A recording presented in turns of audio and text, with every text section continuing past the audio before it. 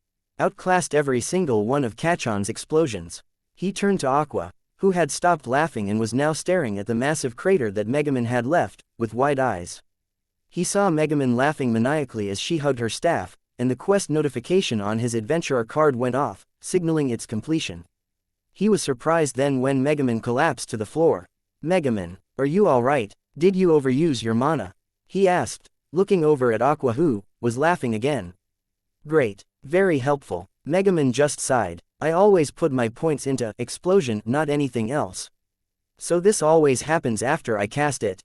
Izuku was gobsmacked. On the one hand, Megaman had just made a bigger explosion than even someone whose whole power was explosions. On the other hand, she could only do it once a day, for now. He came to a decision. "Aqua, Megaman, I have decided."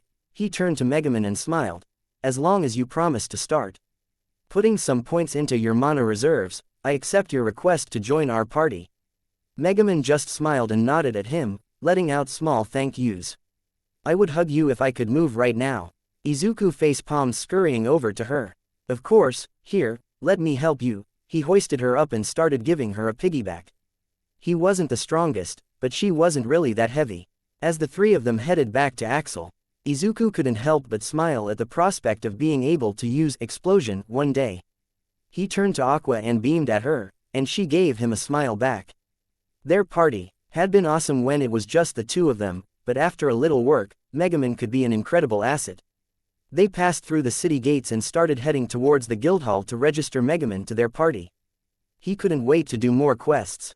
Izuku was fairly certain that Megaman had lied to him. It had been 3 days since they had finished the frog quest, and even with Megaman leveling up from killing the 3 toads, apparently she had been close to a level up already, and her insistence that she put the points towards her mana, not explosion, Izuku couldn't see any changes. He sighed as he carried Megaman back to Axel. She had asked him to help her practice with the spell every day, so when he woke up, he would drag her far away from Axel, to be considerate of the citizens. And let her use explosion on an old, rundown castle on top of a nearby hill. "Hey, Izuku, thank you for this. I need to get an explosion out every day or I'll go insane," she said, and Izuku sighed, knowing that if she could move, she would be doing an over-the-top flourish of her arms and staff. "Really? Or is this one of the absurdly dramatic backstories I see you writing every night?" He laughed softly as he heard her sputter and tried to defend herself, but he tuned her out.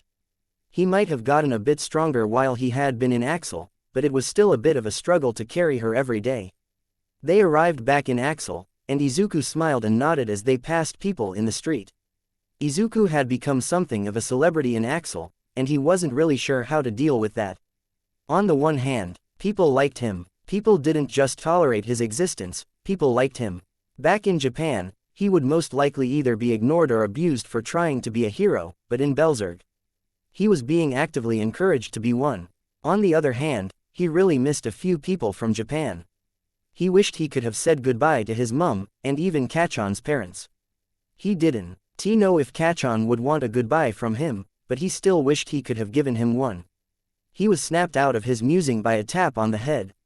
Megaman had regained enough energy to move her arms and had a worried expression on her face. "You alright, Izuku? You've been standing in front of the Guildhall doors for the last 5 minutes, spaced out." Izuku yelped and shook his head, pushing open the door. He walked over to one of the tables in front of where Aqua was performing and placed Megumin down on one of the chairs. He smiled at her. I'm fine. Just thinking about some people I left behind when I came here. Megumin nodded, sort of understanding. She had left her family behind when she left her village. While it might be a normal occurrence for Crimson Demons, she still missed her parents sometimes. Not that she would ever admit it. Izuku sat on the other side of the table and pulled out a small book. It was a blank leather-bound book, with a golden symbol of a rabbit's head on the cover. He didn't know why this one in particular stuck out to him, but something about the rabbit design just felt right to him. On the inside of the front cover sat his adventurer's card, as well as one of the 3 infusions he could place on the item. He had given the book an infusion called Increased Durability, a fairly self-explanatory name, and was eagerly awaiting the day when he would be a high enough level to add one called Summon and Dismiss. It would allow him to summon and unsummon the book out of a small pocket of space at will, meaning he would never be without his journal ever again.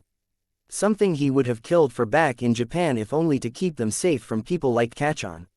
He was currently on his 3rd idea for his artificer outfit. He was sick of people asking him where he got his clothes from. It wasn't his fault that he died in his school uniform. He was in the middle of drawing his ideas when he heard HROAT behind him. He yelped and spun round to see a blonde woman with blue eyes, in bright yellow crusader armor. Izuku hadn't been in Belzerg long, but he could spot good quality armor which he attributed to his gift. Greetings, Artificer. It is good to meet you, she said, and Izuku couldn't help but notice how flushed her face was while she stuttered, nor the way she fidgeted as she did so.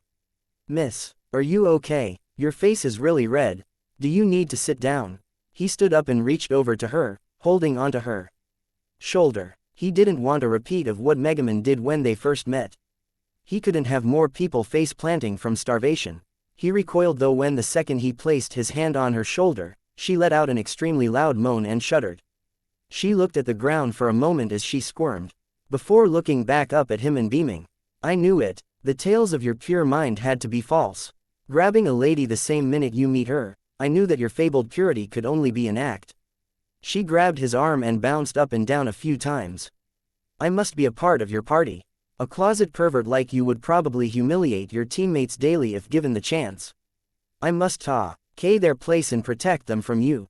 Izuku took a step back from this lady. He didn't know her name. Damn it, Izuku, you should have learned from the Megumin incident. Izuku pried her from his arm, and took another step away from her as she blushed and mumbled something about ripping himself roughly from her grip. Pardon me miss, she just smiled at him harder. Which was somehow possible. My name is La Darkness. I am a crusader, and I wish to join your party, Artificer Izuku Midoriya. Tales of you have already spread to my home, and I knew that I must join with the newest legacy. Adventurer. Izuku nodded. I got that bit, by why should I let you join our party? All you have done is show up, get all red in the face while calling me impure and a liar, and then demand to join our party. I had to ask for your name before you even introduced yourself. She recoiled from him and gasped again, making Izuku slightly uncomfortable. But he knew better than anyone what it was like to be judged for something he couldn't control, so he tried to push it to the back of his mind. Such brutal criticism. I see now that I must prove myself to you. Come, Artificer, grab a quest from the board, one with dangerous monsters, and I will show you how useful I can be. Izuku looked over at Megumin, who just gave him a thumbs up, and Aqua, who was finishing up entertaining the crowd and was too distracted to notice the conversation. He turned to Darkness and shrugged. Sure, why not? We gave Megumin a trial run, might as well let you have a go. Aqua stepped down off of the table. She had been performing for the last hour, and was starting to get tired.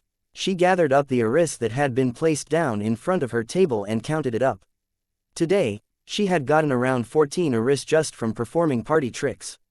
She looked over and saw Megumin sitting on a bench, obviously suffering from mana overuse, with Izuku on the other side of the table being shaken. She walked over to them and heard Izuku's last sentence. Sure, why not? We gave Megumin a trial run, might as well let you have a go. She sighed as she looked the newcomer up and down, before realizing what her class was. She sat down next to Izuku and tried her best to look serious. Now Izuku, don't be hasty, shouldn't you introduce her to the rest of your party before offering her a spot? Megumin piped up and said that she heard her introduction, and Aqua glared at her for a moment for undermining her statement. Oh, yeah, of course, sorry Aqua. This is Darkness. She says that she's a crusader. And while I'm fairly new to this, I'm assuming that just means she's just a high-level knight or something like that. He asked, smiling at her. Darkness smiled, her blush returning as she heard him refer to her as, just, a high-level knight. Aqua gave her a concerned look before turning back to Izuku and shrugged. That's basically right, although, while knights and paladins are slow and heavy hitters, crusaders specialize in taking a lot of damage and drawing the enemy towards themselves. Izuku's eyes lit up as she explained. Oh, like a tank. I might not know much about this stuff, but I've heard about tanks. They take the damage while the other party members deal the damage. Izuku's smile was infectious, leading to Aqua smiling back at him. Exactly. Now Darkness, she stopped as she noted. The way that the crusader was squirming and muttering about them, talking about her like she was a tool for their use. She shook her head, facepalming. Of course, Izuku would get the weirdest people coming to him. Yo, Darkness. She was pulled out of whatever she was thinking and turned to Aqua, nodding with a gleam in her eyes. Can we see your adventurer card? Darkness just nodded again, handing it over. Izuku's eyes widened as he scanned over her card, making Darkness feel a little proud of herself. He pointed at her card and looked up at Aqua, his eyes sparkling. Aqua, she's got legendary defensive skills. I don't know if she can even be hurt by normal level monsters anymore. Darkness puffed her chest out in pride. It felt good having a legacy adventurer praise her amazing ability, but she has no offensive skills. Izuku. At that, she dropped, sitting on the chair and pouting. Well, neither do you, Archpriest. It just so happens that I focused on protecting others rather than dealing damage. That was one reason why, but she didn't want to just outright say the main reason. Two parties had already sent her away for doing exactly that. Izuku's eyes sparkled as he heard that. Wow, to voluntarily focus on your ability to protect people better instead of your ability to fight back yourself. You're a real hero. Darkness. Aqua sighed as she realized he was going to go through with the trial run. Darkness blushed at this, but not in her usual way, which really confused her. Why was a compliment of all things making her like this? Was it because he was a legacy adventurer? This was very off-brand for her. Izuku stood up and walked over to the board. He looked around the board for a bit before seemingly deciding on a quest to do. He grabbed the piece of paper and walked over to the table to see Megumin up and walking around it to sit next to Aqua. He waved his hand to the seat, and Darkness sat as well. I didn't want to do something too hard, as even with her amazing defensive capabilities, I don't want anyone to get hurt. He showed them the quest. Aqua immediately shook her head. No freaking way are we doing this one. Izuku. Even with Darkness, are you trying to get us killed? We're like level 4. She glared at the two others when they raised their hands, about to comment on how Megumin was level 13, and Darkness was level 12. I mean, you and I are level 4. But these two are much higher. And I mean, we can totally take out one mid-level ogre camp. Come on Aqua, it'll be fun. They could see the camp. It was dusk, the setting sun, giving the camp below them an orange glow, contrasting with the gray-skinned ogres. There were about 12 of them, all armed with clubs of various sizes. Izuku deactivated Farsight and turned back to the group while his vision zoomed out. He turned to the group and grabbed a stick, drawing what he could see in the dirt. Okay, so it looks like there are 12 of them, with the largest wearing some sort of headgear. So I assume that's the camp's boss. Darkness will go in first and show off what she can do, with Aqua on standby for injuries. I'll cover her, and Megumin will be on the lookout for ogres flanking us. The girls nodded, and they started walking down towards the camp. Darkness pulled out her sword and shield as they neared the camp, Aqua readying a healing spell for her, just in case. She trusted Izuku and would trust his plan. Hopefully, nothing would go terribly wrong. Darkness reached the edge of the jing, her sword on her shield, causing the ogres to look over at her, before picking up their clubs. Seeing as the clubs themselves were about as tall as she was, Izuku had a moment of panic as the first one swung at her, but that ended when Darkness didn't even move from the attack. She seemed oddly sad about that, which confused him. She pouted as she slammed her shield into another club coming her way. These ogres are piss weak. You can easily take them out, Artificer. She raised her sword as she ran further into the camp, using one of her Crusader abilities called Taunt to gather up the ogres and have them attack her. Megumin gave him a thumbs up, meaning that she had gotten them all. And Izuku walked into the camp, a firebolt in each hand. He quickly released a small volley and noted that it took around 3 to 4 to take an ogre down. He had Kali chosen this quest because ogres usually had high damage but fairly low health, meaning they could see how much darkness could take, but also take out the enemies quickly in case of emergency. He ducked under a club as one of the ogres broke free from darkness, taunt, and charged him. Stepping away and getting some distance, he drew Dawn from its sheath and waited for the moment to strike. Unfortunately, Izuku wasn't naturally good at fighting, like Kachan or All Might. He was a thinker, and while in a fight, that usually led to him getting a sense of tunnel vision on his opponent. Izuku, while good for single enemies, like the toads they fought, it was really bad to tunnel vision when in a crowd of enemies. He was about to run forward and slash at the ogre when he heard Megumin's yell. He turned his head just in time to get a club to the chest, definitely breaking most of his bones, as well as ripping up his shirt, and sending him flying into a tree a few feet away. He heard Aqua's yelp as he made a giant thud when he slammed into the tree. He could tell that he was starting to lose consciousness if the dark ring around his sight was any indication. He vaguely heard Aqua yelling something to Megumin as she ran over to him and dragged him away from the campsite, and then a few seconds later, darkness ran out.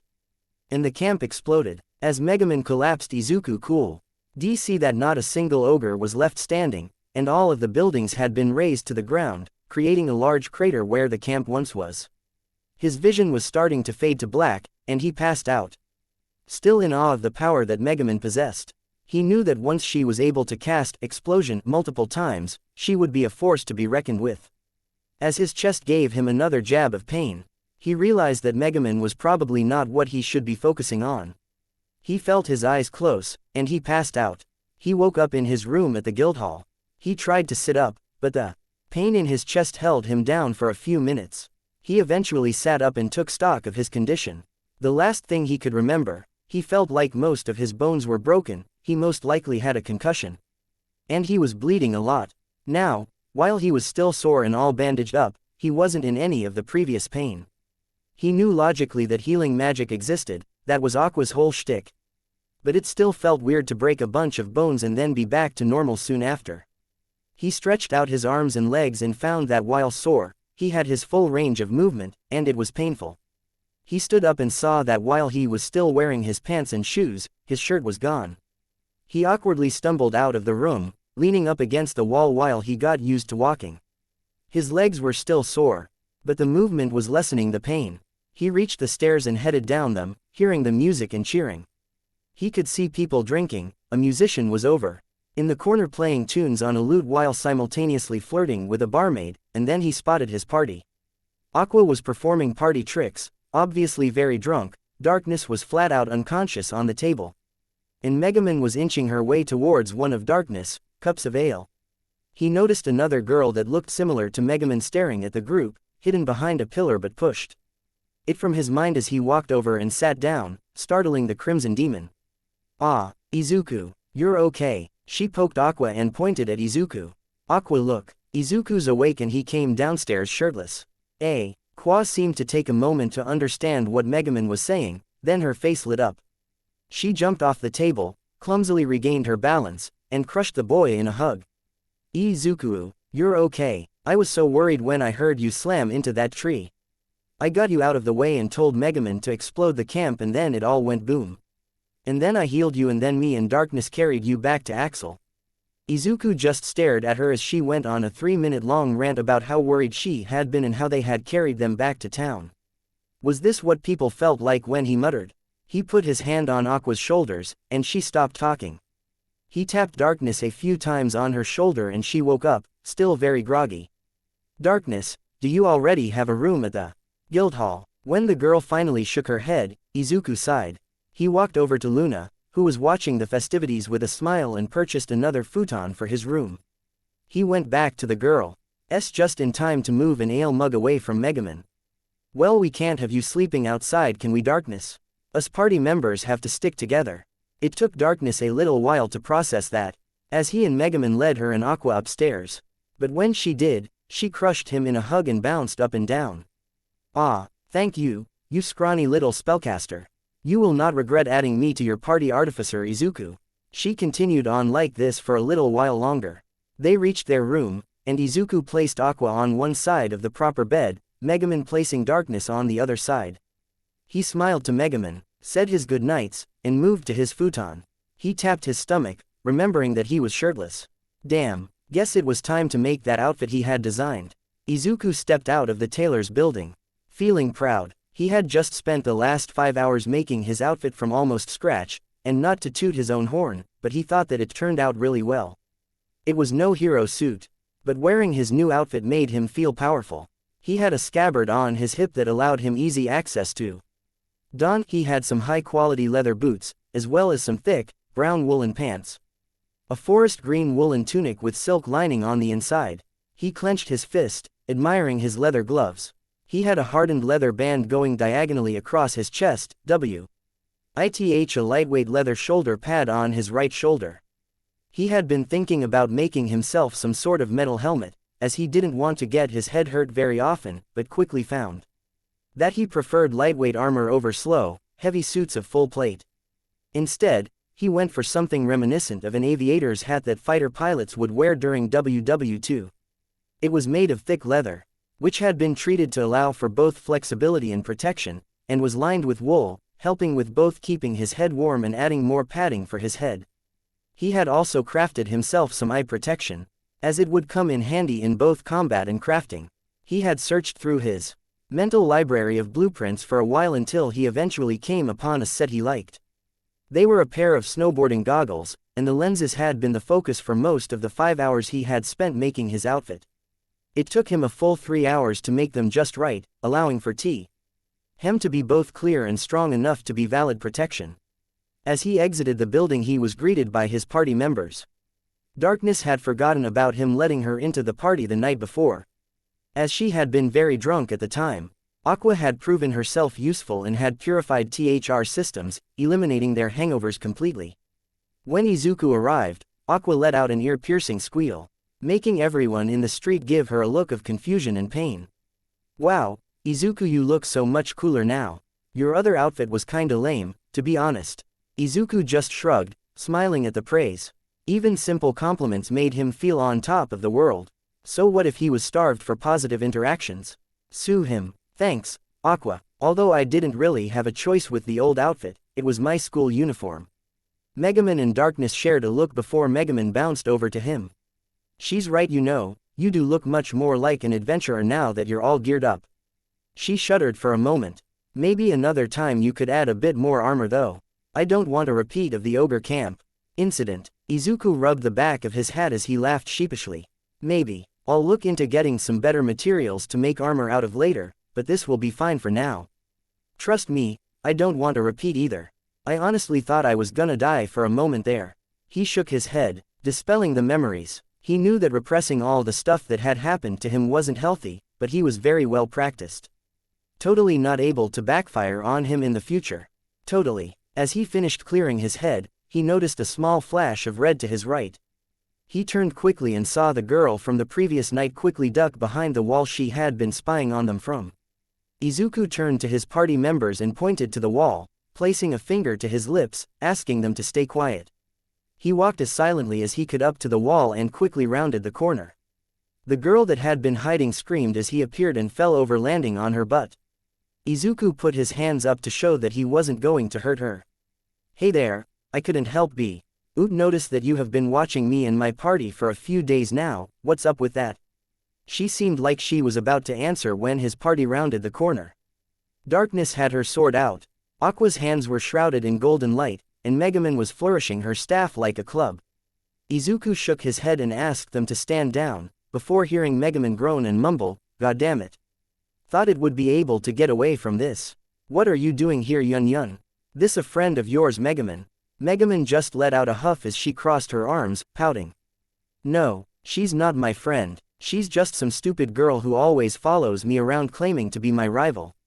Yun Yun pouted at that as well, not wanting to just take the insults, but found herself looking at the floor instead. What did it matter what she said? Now that Megumin had given her explanation, the artificer would probably just send her away. But what she didn't notice was that Izuku recognized the look on her face. It was a look that he himself had on his face many a time over the years growing up. He set his mouth in a disapproving line and turned to Megumin. Summoning a fly swatter with summon tool, he smacked her on the shoulder. Hey, don't be rude, Megumin. You shouldn't talk about other people like that, even if you're upset with them. You should at least let her explain herself properly. Neon just stared at the pair as Megumin started pouting. No one had ever stood up for her like that. The stories she had heard about the new artificer's kindness were true. Izuku crouched down and held out his hand to the girl, as she was still lying on the ground from when she fell over. She took his hand and he helped pull her up. So, Megumin said your name was Yun, right? She nodded as she reached her feet. Still too anxious to reply to him properly. He just smiled at her softly. So, from what Megumin said, and what I've seen, you've been following us around for the last few days. Why is that? She shifted around uncomfortably, looking over the group members. Aqua was looking bored, scanning the area around them. Megumin was just holding onto her shoulder as she pouted at Izuku. And the blonde crusader that she didn't know the name of seemed to be a little hot, as her face was fully red.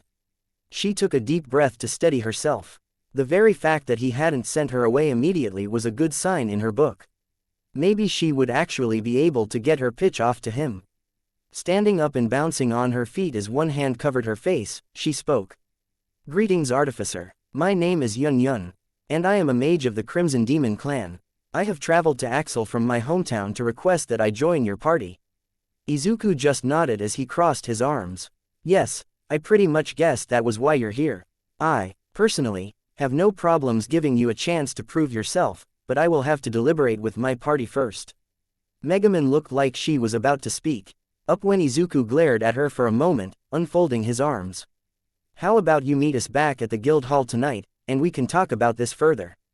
Is that acceptable to you? Yun was beaming as she nodded frantically. The artificer was willing to at least discuss giving her a chance. This was already going better than she had expected it to. She was a bit hurt by the annoyed expression Megumin had, but she had gotten used to feeling hurt by this point. Scrambling out of sight, she rushed off to the room she had rented at the guild hall and jumped around in excitement for a few minutes. Before sitting down and starting to read, she had to wait until that night after all. Okay, Megumin, spill it. What's your issue with that girl? Izuku and his party were outside of Axel, doing a simple fetch quest. Aqua had selected it after Izuku had tried to pick another kill quest, almost ripping the page out of his hands and thrusting the fetch quests into them instead. Now, Izuku wasn't the best with knowing how others felt, unless it was anger or disgust, usually towards him, but even he could tell that the rest of his party were still a bit antsy about his recent injuries during Darkness Trial Run. He turned back to the group upon hearing Aqua's question. He had been waiting for Megumin to bring up the subject herself, but this would probably work just as well. Stopping in place and sitting down, he motioned for the rest of the party to sit as well, pulling some food out of his pack. Megumin groaned as she sat down to Izuku's right. Do we really have to talk about that right now? We grew up in the same village and used to be friends, then I learned explosion magic and went off to do my own thing, but now she follows me around and proclaims herself as my rival just ca. I challenged her to a few duels for food as a kid. Izuku nearly winced at the similarities to him and Kachon. They used to be friends, then one started using explosions and the friendship deteriorated to an almost completely one-sided relationship. Frowning, he shook his head to dispel such thoughts. Megumin was not as bad as Kachon, not even close. He laid down on the ground and looked over at her. So why don't you just humor her? Why don't you just have the occasional duel? She really didn't seem as bad as you seem to make her out to be. While he was talking, he was running his hand over goggles, pulling up the infuse magic item scroll, just to read through the options. It was fairly basic stuff, but there was an option for different kinds of optics, like heat or night vision. He wrote those down in his notebook for future reference. Darkness nodded, rolling her shoulders as she took the chest part of her armor off.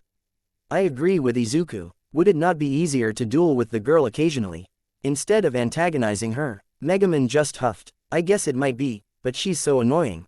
Did you see her silly attempt at being dramatic earlier, with the hand over the face thing? JoJo references are so last year. While Izuku had a minor existential crisis about the multiversal nature of JoJo references, Aqua spoke up. You know, they actually reminded me of the Saint UFF you did when you asked to join our party. Izuku Chimike had brought with him while Megaman stopped herself from exploding Aqua, and instead just chased her around with her staff. He looked over to Darkness, who had an odd look on her face. Although, anything that wasn't flushed and panting was sort of odd for her. He raised his eyebrow at her and she smiled at him. You look like you're deep in thought there, Izuku. You're thinking of letting that young girl into the party if she successfully completes a trial run, aren't you? Izuku just hummed, nodding his head slightly. I'm thinking about it, yay. She actually reminds me of myself a little bit. Before I arrived here in Axel, I was a nobody. Actually, I was less than a nobody. I didn't have any of the powers or special abilities that my peers had. And they tortured me for it. He shrugged. I doubt she went through the exact same thing, but I know someone who has been ostracized from others when I see one. I could see it in her eyes that she wants to be around others, she just doesn't know how to. If I can give her a group where she can feel comfortable and safe, I should. That's what a hero would do.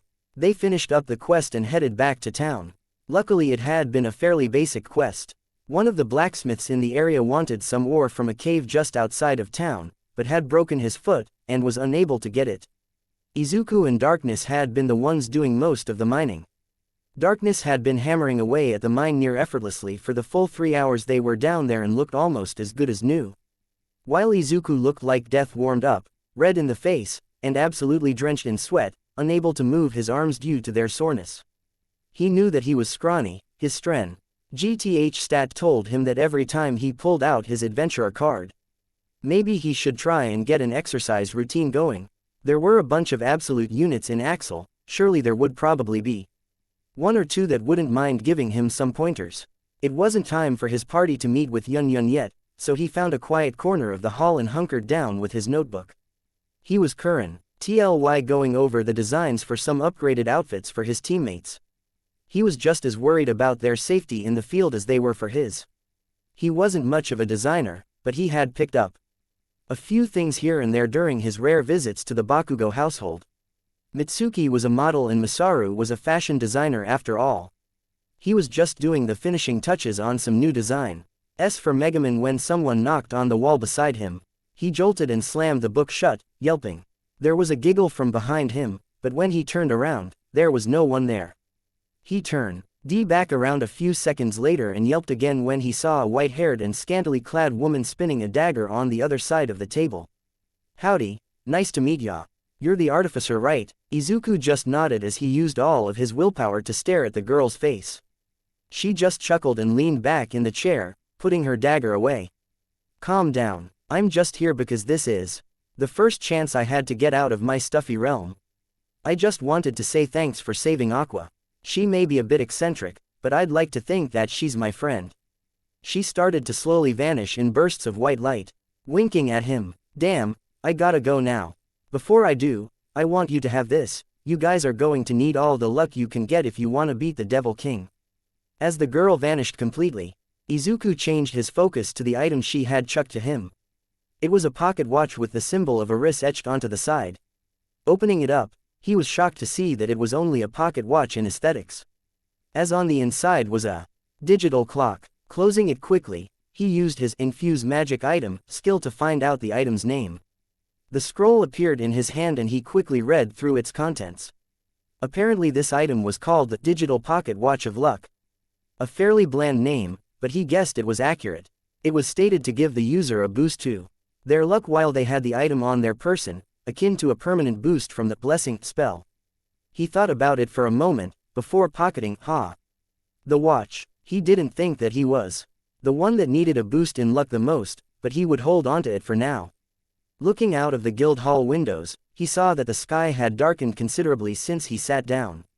He hadn't even realized that he had spent so long working on his designs. Hurrying over to where he could see Aqua's bright blue hair, he sat down. Aqua slapped her palm on the table. I'm just saying, if we used your explosion spell to launch darkness into the air, We could see if she could survive from super high up because of her defense stats. We already know she can survive the blast. Izuku immediately shook his head. I only just got here and I'm already saying no. I don't care what her defense stats are. Physics are physics and no one can survive an impact at terminal velocity without rupturing your internal organs. I'm not going to let you kill Darkness for sport. The group went silent and just stared at him for a moment before Aqua huffed and nodded, the others following her lead. Darkness was a little disappointed that such an appealing idea had been vetoed by the boy, but was touched by his concern for her. Which in her mind was odd. They talked for a short while longer before Izuku spotted Yun Yun. He saw the way that people moved out of her way, like she was meant to be avoided, and felt some anger flare up in his chest. He pushed it down as he waved her over. As she started to walk over to them, he whispered to his party. Alright guys, you remember what we discussed earlier in the mines. Megaman, you're going to play nice with Yun Yun, got it? Megaman nodded with a huff, crossing her arms and pouting. She would play nice. Izuku smiled at her thankfully as Yun Yun arrived. He stood up and bowed to her slightly. Hello there. Please, have a seat. She nodded and moved to Darkness right, placing the Crusader in between her and Megaman. Izuku tried to ignore the mumble of, using me as a human shield. He could hear from Darkness. The group was silent for a moment, save for the chewing noises from Aqua as she guzzled down some more food and drink. Then, Izuku spoke up to get the conversation rolling. Alright Yun Yun, we discussed it as a party, and we are willing, one of us reluctantly, to allow you to have a trial run for our party. Yun Yun looked like she was about to squeal, so Izuku held his hand up to stop her. But to even let this happen, I had to make a compromise with Megaman. She will be the one choosing the quest that we go on for you to prove yourself. He looked over at Megaman and nodded towards Yun Yun, signaling that it was her turn to talk. HMPH, I guess I should warn you about the intense danger that I will be putting you in, Yun Yun. Will your skills with the art of magic be enough to prove your worth? Izuku summoned the Fleiswater again as Megaman went off script, and she let out a small, eep. Pouting, she lowered herself in her seat. Fine, Yun Yun, if you do good in the trial run, I will stop complaining and allow you to join the party hassle-free, alright? Izuku knew that he wasn't going to be able to stop the squeal this time, but he wasn't expecting Yun Yun to also jump across the table and slam into him, wrapping him in a hug. Thank you, thank you, thank you, I won't disappoint either of you. I will show you that I deserve to be a member of your party. Megaman just huffed and stood up, picking up her staff and moving towards the staircase. Now that this is all done and dusted, I'm going to bed. See you in the morning guys. Good night Yun Yun. Izuku squirmed out of the hug and pulled a piece of paper out of his pocket and handed it to Yun Yun. This is our room number, and where to meet us tomorrow morning. If we aren't at the meeting place, see if we are still in our room. We'll see you tomorrow. Alright, Yun Yun nodded and sprinted. OT looked like she was splitting her face. And while he still found it odd that someone wanted to be around him, he was getting better, just slowly. Seeing someone so happy gave Izuku no choice but to smile. Deep in an underground bunker, the universe was cracking. The flow of time had been altered, something that should have happened now being prevented from happening due to an unknown anomaly. Normally, removing one person from the timeline wouldn't amount to much, but apparently this, Izuku Midoriya, would have been a very influential person later in his life. So many other timelines intersected with his, but not as much as the little girls that lay in front of him. She seemed to be taking it the worse. Her time-based quirk seemed to make her more attuned to the fluctuations of the timeline around her, causing sickness and nausea. Janus, the god of time, knew what this girl was. She was an anchor, a person whose existence and personal timeline would change the much larger equation of the world. Skipping forward and following the strings of fate, Janus discovered what her captors had been planning with her, and how Izuku Midoriya influenced her fate. He knew that if he didn't find a way to stabilize the timeline, this entire area could become uninhabitable, and then it would be his ass on the chopping block when the big guy discovers his blunder. So if Izuku Midoriya doesn't rescue Eri when he does, then too many heroes lose their quirks due to the bullets to be a viable fighting force anymore, leading to a massive villainous uprising. Janus floated in the void outside time, thinking of a solution. The timeline would stabilize if the Yaluza's ability to make the quirk-stopping bullets were removed. As an idea hit him on how to fix this issue, he warped himself back into his realm and pulled up a whiteboard, and started some calculations of exactly when he needed to act to fix the issue. If this worked, he would probably get rewarded for his ingenious thinking. Megumin has chosen what Yun Yun would have to do to prove her worth to the party. And Izuku really couldn't believe what it was. Apparently, today was a day that there would be a swarm of flying sentient cabbages that would attack the town, and the adventurers would try to kill a whole bunch of them because of how valuable they were to the town. Megumin had challenged Yun Yun to kill enough cabbages to earn the party a whopping 10,000 aris. Izuku had asked Luna about how many cabbages Yun Yun would have to kill to get that much. He had been told that she would avenue to get at least 100 cabbages by herself. Izuku didn't even know if that was possible for her to do. He knew that Yun Yun was an archwizard like Megumin, but he hoped that she wasn't as focused on one type of magic as Megumin was. Yun Yun looked nervous as the group approached the city wall. Izuku had suggested that they get there early so that she could get some of the faster cabbages first. He nodded to her, flashing her a smile. She blushed and gave a shy smile back, before going back to taking deep breaths with her eyes closed.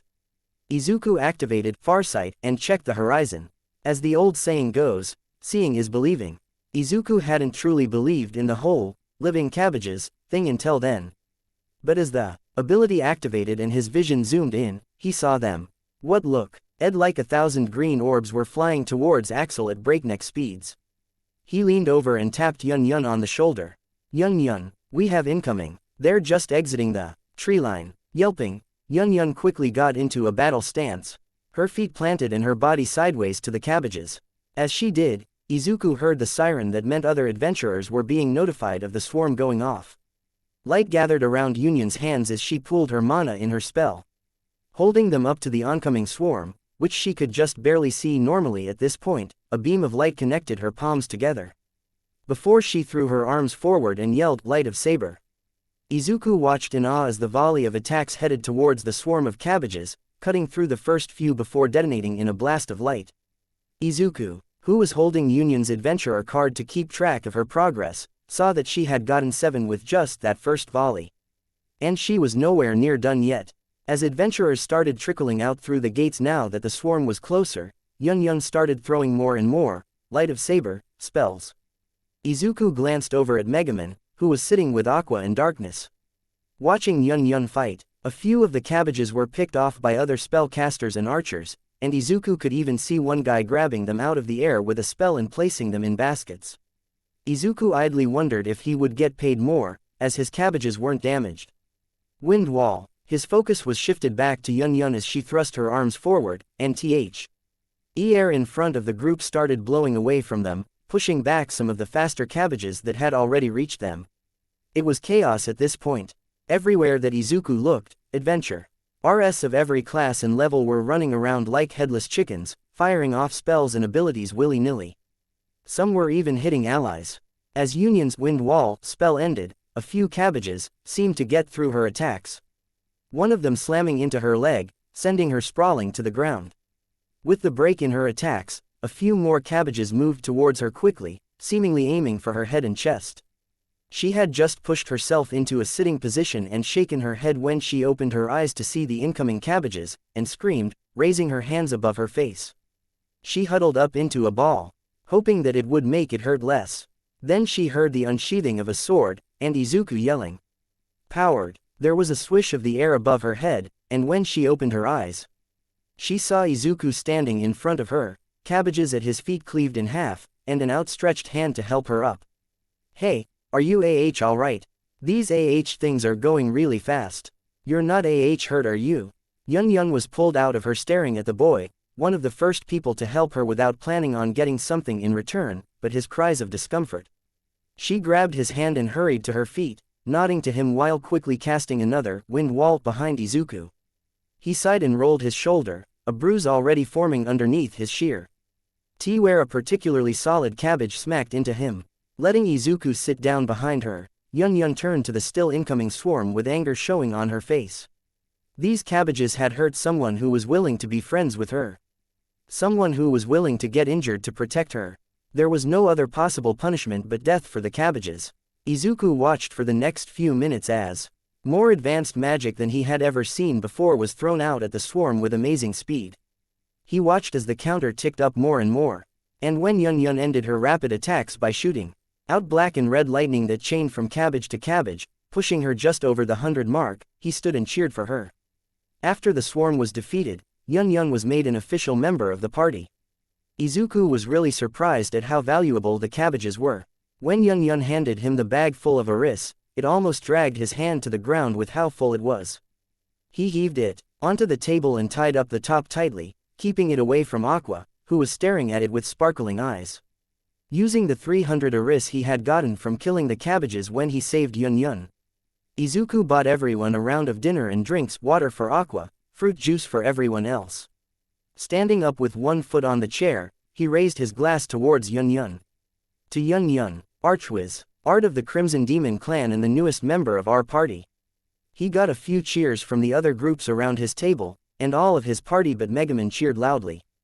Megaman just let out tea and ate and talked for about an hour before Yun Yun started getting sleepy. She had used a lot of mana today, and while she was a crimson demon, even they could run out of mana. She got up groggily and walked upstairs, heading to sleep. A few minutes later, Megaman followed her up to the room. It was right before Izuku was about to go to bed as well when the door to the guild hall opened up again, showing a very tall elf with bright red hair. He looked around the room before spotting Izuku. He walked over to the boy. "Mr. Artificer, glad I could catch you before you retired to your room. I finished the model you requested. It is in my shop awaiting you. You may come now, or I can store it for you for tomorrow morning." Izuku shook his head. "No, it will be better if I test it now. If I don't, I'll just end up not being able to sleep from excitement." He put the roasted toad leg back down onto his plate and stood up. "All right, you two, I'll see you in the morning, just going to test one of my skills." Aqua bolted up and stood next to him, shaking her head. Darkness got up as well. "You can't tease us like that. I wanna see what you're doing. And who is this man?" Izuku shrugged, not really minding if they tagged along. The elf walked forward and gave them a small bow, flourishing his arm behind his back. "My name is Neverth Zylric. I am a craftsman that focuses on the beautiful art of pottery." Aqua gave the guy a blank look, before glancing at Darkness, who looked as confused as she was. Was everyone in this world an overly dramatic fool? Izuku was already out the doorway, and hurried towards Neverth's shop with the elf in tow. He seemed excited about this, so it was either really cool or really nerdy. They arrived at Neverth's shop and entered, and Aqua froze, mouth agape. Standing there, in the center of the room, was a ceramic statue of the one, the only, All Might, in full painted colors for the outfit and everything. Izuku was staring at it in awe, but Aqua just hit the ground as laughter overtook her. "PPFFFFTT. I knew you were a fanboy, Izuku, but seriously. Lemme guess, you're gonna turn it into some super-powered magic fighting robot, aren't you?" Aqua was on her knees slamming her fist into the ground, while Darkness and Neverth just looked confused. Darkness went over and knocked on the statue, noting that it wasn't hollow. The sound rang out akin to a completely solid object. Izuku, who is this man that you commissioned a statue of? He must be of great importance to you." Izuku blushed and rubbed the back of his head, nodding. Well, yay. He's a really powerful hero from my homeland. His punches are strong enough to level cities if he wanted to. I just wanted to see if I could, I dunno, honor him." As Izuku placed his hand on the statues, a scroll appeared in his other hand. Aqua and Darkness seemed to realize what he was about to do, their eyes widening. Izuku looked at the scroll and smiled at its content. Summoning a pen, he started writing. "Oi, watch where you put your feet. I'm sorry." Megaman huffed as she pushed Union's foot away from her stomach and turned over to face away from her. They were in their party's room, lying feet to face on the bed. "Forget about it, just go to sleep and don't kick me again, okay?" "I won't." Megaman sighed happily at the quiet. It stayed like that for a short while, silence dominating the room. Apart from the noise from downstairs, the creaking of the guild building. Then the silence was shattered again. "Hey, Megaman." Megaman groaned and rolled back over, hesitating as she saw the weird look on Union's face. The girl was exhausted, and it showed. Honestly, Megaman couldn't believe that she was still awake. "What do you want?" Yun Yun frowned slightly, her tired eyes looking incredibly sad. "Do you really not like me? I thought we were going to be rivals, like the great heroes of legends. I wanted to be one with you." Megumin's heart jumped into her throat. What a question. Did Megumin even have an actual answer to that? She knew that Yun would never have been confident to just outright say something like that when she was fully awake. Maybe she could just ignore it and pretend she fell asleep. She caught Yun's eyes and knew that she couldn't just ignore this.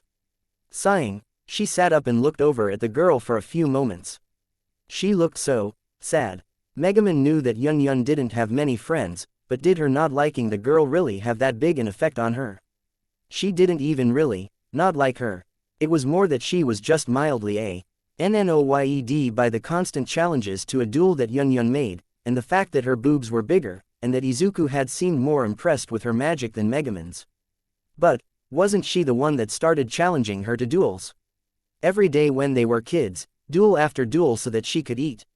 And it wasn't really Yun's fault that her boobs were bigger. Megumin knew that, and Izuku probably just liked the variety of spells that Yun cast without collapsing. She sighed. Yun. The girl perked up slightly, but Megumin could tell that she was incredibly groggy, still. Yes, Megumin. Megumin looked down. I don't not like you. You're fine, you just annoy me sometimes.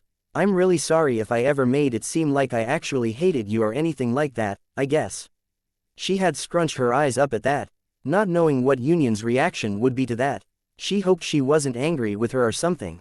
Although she would kinda deserve it. She heard a soft sob come from Yun and opened her eyes quickly to see Yun lying on her back, asleep, a relieved smile on her face. Megumin wiped her face at the sight, wiping off the drop of water that leaked down from the roof. That was it. She definitely wasn't crying as well. And anyone that said otherwise had a free ticket to Explosion Town. She was about to speak again when she realized that Yun was finally out of it, snoring softly. Turning over, she pulled the covers up around her and drifted off to sleep. I am here, I am here, I am here, I am here, I am here, I am here, I am here, I am here. Izuku, turn him off, please. Izuku ducked under the arm made out of clay as Golem Might swiped at him, yelping as he dragged Aqua out of the way of the other arm flying at her head. I don't know why he's doing this. I only showed him my memories of him being a hero. Aqua looked confused as well. Then why has he gone all Frankenstein's monster on us? Izuku, panicking, just shrugged, pulling darkness out of the way of one of the golem's fists.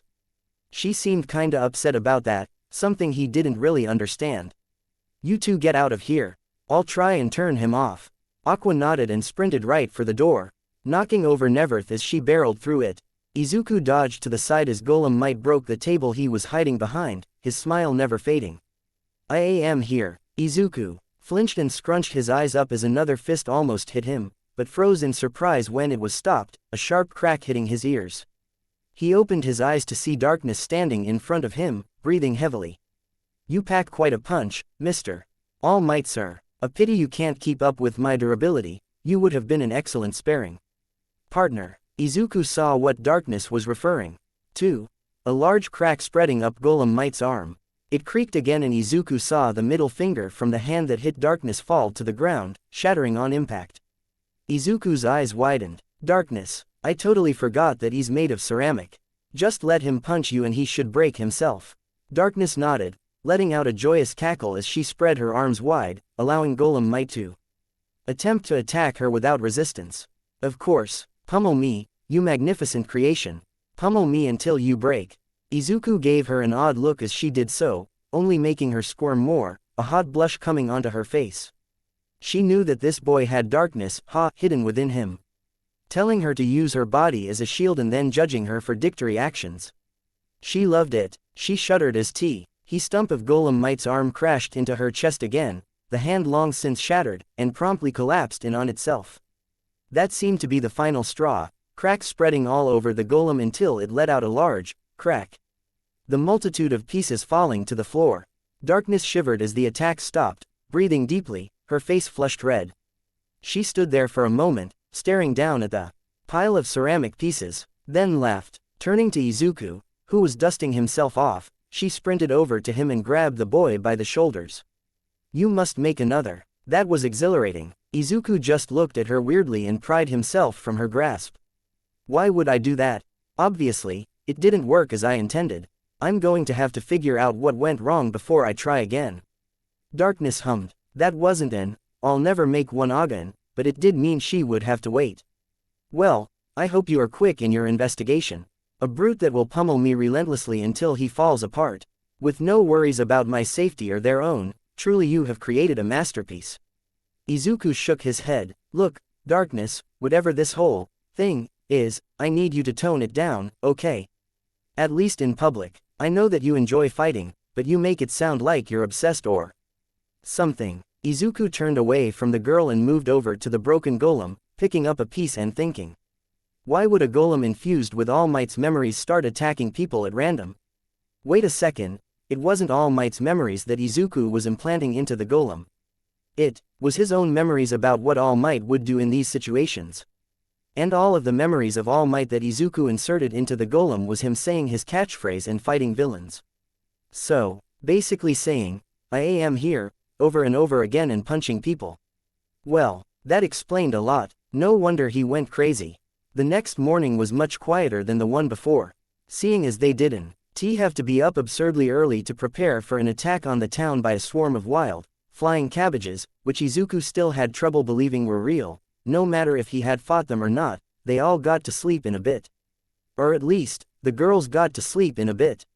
Izuku was in the habit of rising early to prepare for school and tend to any lasting injuries before his mum woke up. Which, while tragic and definitely something he'd have to talk to with a therapist about one day, meant that he always had extra time in the morning. And now that he didn't have to tend to any injuries, thanks Aqua, he was able to spend even more time learning about Belzerg, and the magic that he now possessed. It was wacky and crazy, and he loved every second of it. Except maybe that bit where Golem Might V1 almost caved his skull in. Or that time when the ogre almost killed him by caving his skull in. Or when Durza threatened to do horrible things to his first proper friend in this world. Okay, so there were up and downs. A magical roller coaster of adventures. But hey, he was still alive, his friends were okay, and he was getting better with his magic every day. His practice with Dawn was going well too. He wasn't going to be winning any Swordmaster trophies anytime soon, at least not without a teacher, but his skills with a sword were workable. Especially when he used powered to make up for the lack of physical strength he still had to worry about. Maybe he should start drafting up a proper exercise plan soon. Dempton would probably hook him up. He might have to pay the man for it though. Or enchant another piece of his gear. He hummed to himself as he pulled out his adventurer card. Izuku Midoriya, Artificer of Axel, the Shadeslayer's 6th Latvian Laches Artificer. Skill points remaining, 28. Attribute points remaining, 6 Strength, 13. Dexterity, 45. Endurance, 50. Intelligence, Wisdom, 25. Charisma, 30. Luck, 20. Abilities, Natural Craftsman, Infuse Magic Item, Create Golem, Spells, Skill Bind, Firebolt, Summon Tool, Farsight. Powered, Reflect Magic Items, Digital Pocket Watch of Luck. His biggest issue right now was strength. Even with his magic, his body still seemed to charge right int. Battle with a sword drawn long before his mind could play catch-up and ground himself. He would either have to become a bigger threat in melee range, or break that habit if he wanted to live past his 15th birthday. He looked over at Aqua as the girl mumbled something in her sleep, something about demons. He didn't catch what it was she said exactly, but she seemed very worried about demons in her dream. She fell silent a few moments later, clutching onto an empty glass bottle like a teddy bear. Izuku shook his head at that, wondering how such a young goddess could be so addicted to booze already. Izuku hadn't even seen booze before coming to Belzerg. Darkness was sleeping soundly, her armor shed in favor of her plain black jumpsuit. She still had her sword next to her bedroll, but he knew that as she was now, she probably wasn't going to be hitting anything or anyone, more specifically. Maybe he could enchant her sword for better accuracy until he was able to make her put some points into swordsmanship. Or maybe he could just practice with her in swordplay. He was getting better without putting skill points into it, why couldn't she? Something for him to think about later. Eguman and Yun Yun were still fast asleep as well. They had taken the bed, which Izuku was fine with. He was glad that no one had claimed it for themselves. Instead, the two girls shared it. He hoped they could find a way to work together in his party. He wanted both of them to stick around, so he hoped they could patch up their relationship enough to work together. He knew how bad a one-sided relationship could feel, and he wouldn't wish that on anyone else. Shaking his head, he tore himself out of his ruminations. He had stuff he wanted to do this morning, or at least research how to do, before he had to take Megaman out to let off an explosion. He stood up and tiptoed out of the room, relocking the door after he left. He headed downstairs to the foyer to see Luna already up and wiping down a table. She gave him a sly smile as he entered her line of sight. "Ah, Midoriya, what brings you down here so early? After your parties, success yesterday, I expected you and your girls to be, incapacitated for the majority of today." Izuku just shook his head silently, before he realized what she had meant by, his girls. "Wait, that's not what we're like. They're my friends and party members. I've only known most of them for a few weeks, maybe a month. I'd never do something like that so quickly." Luna just laughed. I know, you must forgive a girl for wanting to get some teasing in. I will say though, there are quite a few people who seem to think that you're building some ultimate battle harem." Izuku's face went bright red as he sputtered, waving his hands in front of him, shaking his head. "What? That's insane. I would never try and disrespect any of my friends like that." Luna raised her eyebrow at him. "Disrespect? What are you talking about? It's very common for powerful and famous heroes like yourself to participate in polyamory. In fact, the last artificer we had in Belzerg was rumored to have more girls by his side than Axel has in its entirety." Izuku froze at that, trying to wrap his head around that thought. There were at least 1,500 people in Axel, and just over half were women. How could one man be with almost 800 people? He bowed to Luna, shaking a bit. "Thank you for the warning, I have to go now." Luna gave him a confused look as he sprinted out of the guildhall at top speed, steam shooting from his ears, his face redder than a tomato. She hummed to herself. What a strange boy. Izuku gulped in air as he finished his run. He had decided to start with working on his cardio before moving on to building muscle, and he thought that going for a run around Axel's walls was a pretty good start. The exercise also helped him clear his head from what, while he trusted his party, he did have to admit that he didn't really know most of them well on a personal level. Definitely not enough to do that with them, and definitely not all of them. Sure, they were all very pretty, but Izuku didn't want to creep them out. Whatever. He didn't want to think about it right now. His legs burned, his lungs were screaming at him, and his feet were throbbing. And he still had to take Megaman out for her daily explosion. Man, if he kept this up, he would be running marathons in no time flat. He arrived at the guildhall to see a rowdy crowd of adventurers already chowing down on breakfast and probably alcohol, preparing themselves for a day doing quests. Izuku noticed the bright blue hair of Aqua seated on the other side of the room and smiled, glad that he didn't have to climb the stairs and wake the girls up. He headed over to the quest board and hummed to himself as he looked through his options. There were less than usual, but still a fairly good selection. He hadn't eaten before running, so he made sure to order a small plate of food when a barmaid passed him. Then he sat down to read the quest papers. There were a few good ones, including one to clear a lake of pollution, which Aqua could probably do fairly easily with enough protection. There was also one to hunt a pack of goblins.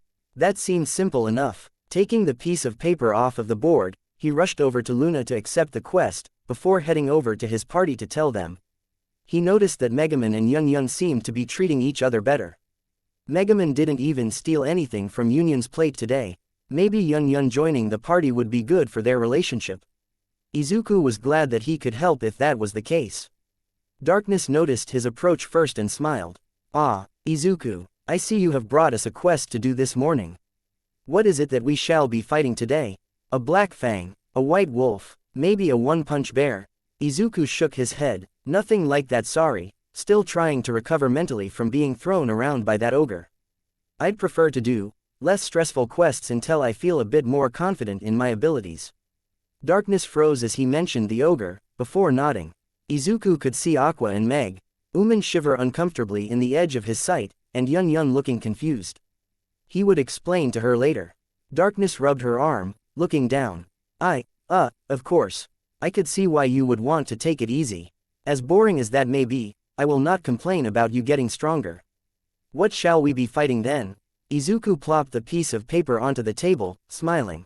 "Something important. but fairly easy for a party of our quality. There's a large group of goblins that have set up camp on the crossroads half a day's travel from Axel that have been ambushing traveling merchants. Megumin puffed out her cheeks. But before we go save a bunch of rich, stuck-up scam artists, you're going to help me do my daily explosion, right? Izuku nodded. Of course I will. I was just telling you what we were going to be doing this afternoon so you guys can prepare. I have some stuff I need to do after me and Megumin get back anyway, so you all have plenty of time. But we do leave tonight. After getting nods of acknowledgement, he waved his hand to Megumin.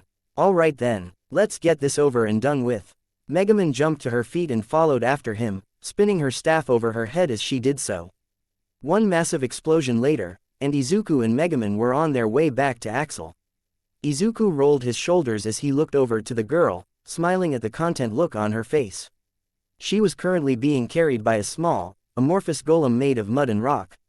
It might sound disgusting, but she was basically being carried on a flat surface by a golem that could act like AC. R's suspension and keep her flat no matter the bumps and dips in the road. Izuku honestly couldn't believe he hadn't thought of this before. Now he didn't have to carry her every day. He'd named the golem Hakobu. It was simple, but it made sense. Plus, no one here knew Japanese but him and Aqua, so they'd just think it was a cool sounding name. Definitely not just a lazy way of explaining what the golem did. Definitely not. Hey, Izuku, Darkness told me about how the golem you made last night went crazy and tried to kill you. This one isn't going to suffocate me or something. Because it's all gooey and made of mud and I'm still all floppy from using explosion. Izuku shook his head. Nope, this one is totally safe. A mindless drone meant only to carry you and follow my orders. It's basically just a homemade slime with a platform on the top. Hope you like Hakobu, cause he's going to be carrying you back from now on. No more piggybacks for me. Megumin pouted, and sighed. He's alright, but the rock platform is a bit uncomfortable. Is he only able to have the rock or can I give him like a pillow on a plank of wood for me to lie on? Izuku shrugged. Not really sure, to be honest. You can always try it and see if it works. You're able to give Hakobu orders as well because you're in my party so he'll listen to you. Just don't make him fight anything alright. He will most definitely lose. Megumin nodded. Gotcha. No fighting for the mud machine Hakobu.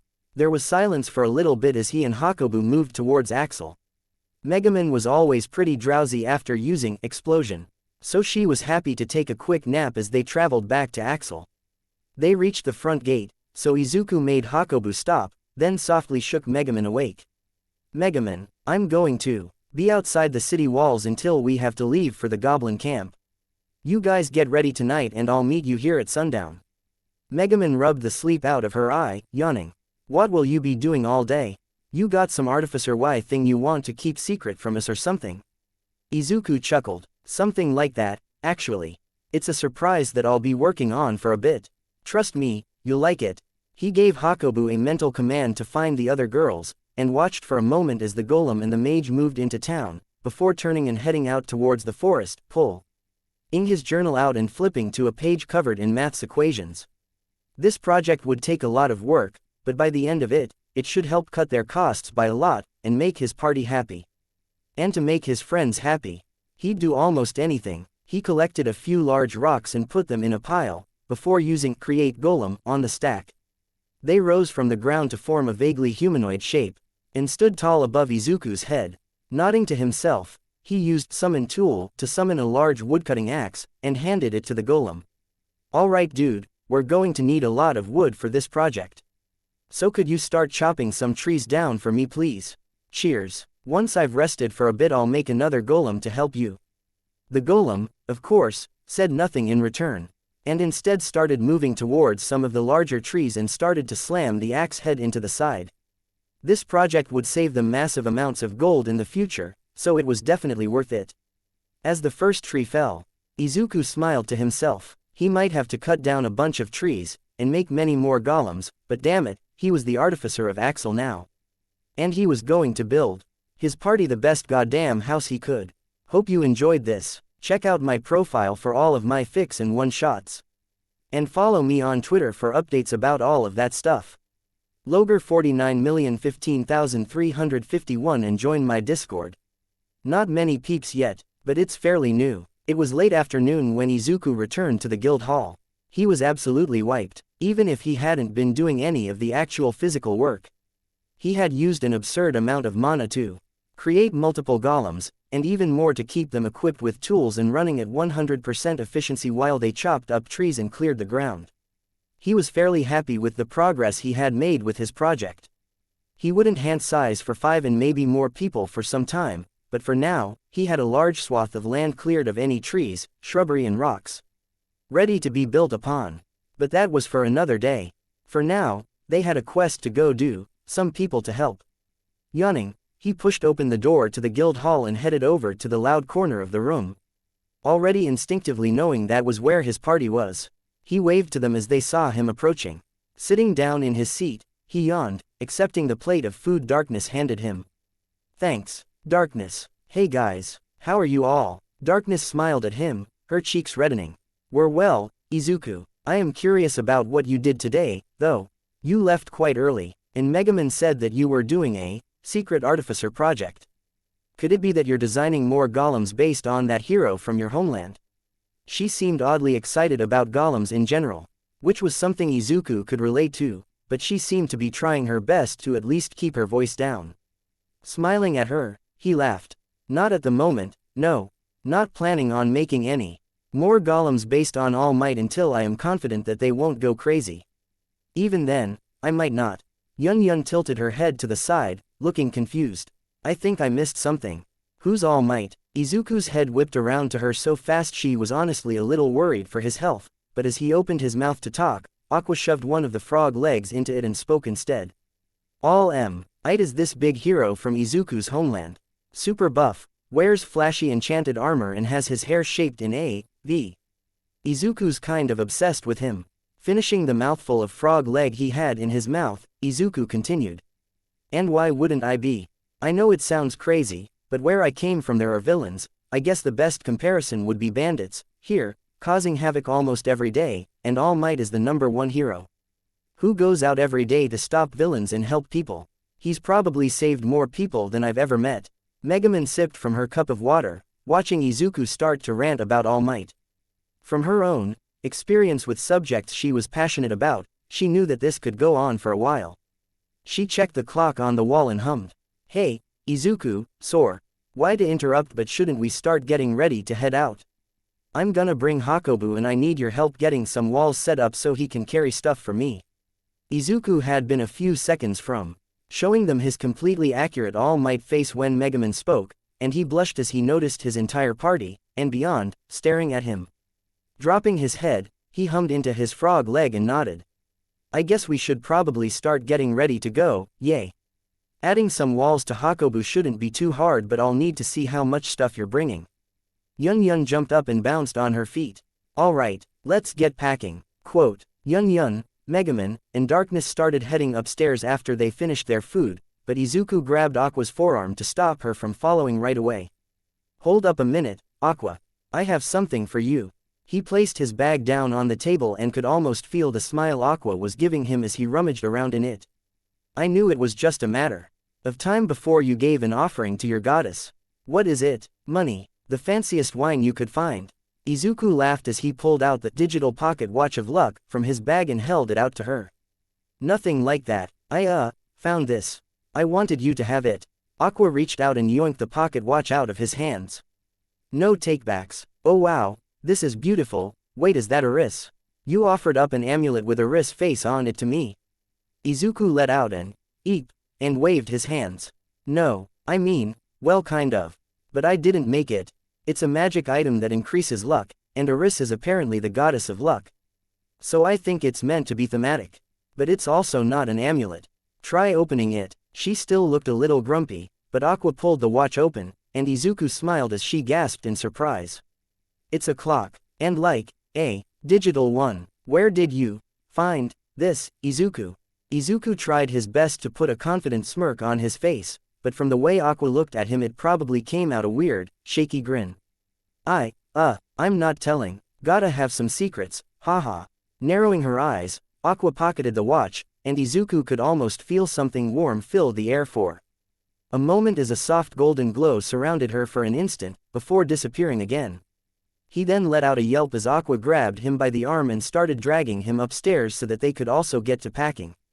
Izuku pulled his bag onto his back, leaning forward slightly to counter the weight.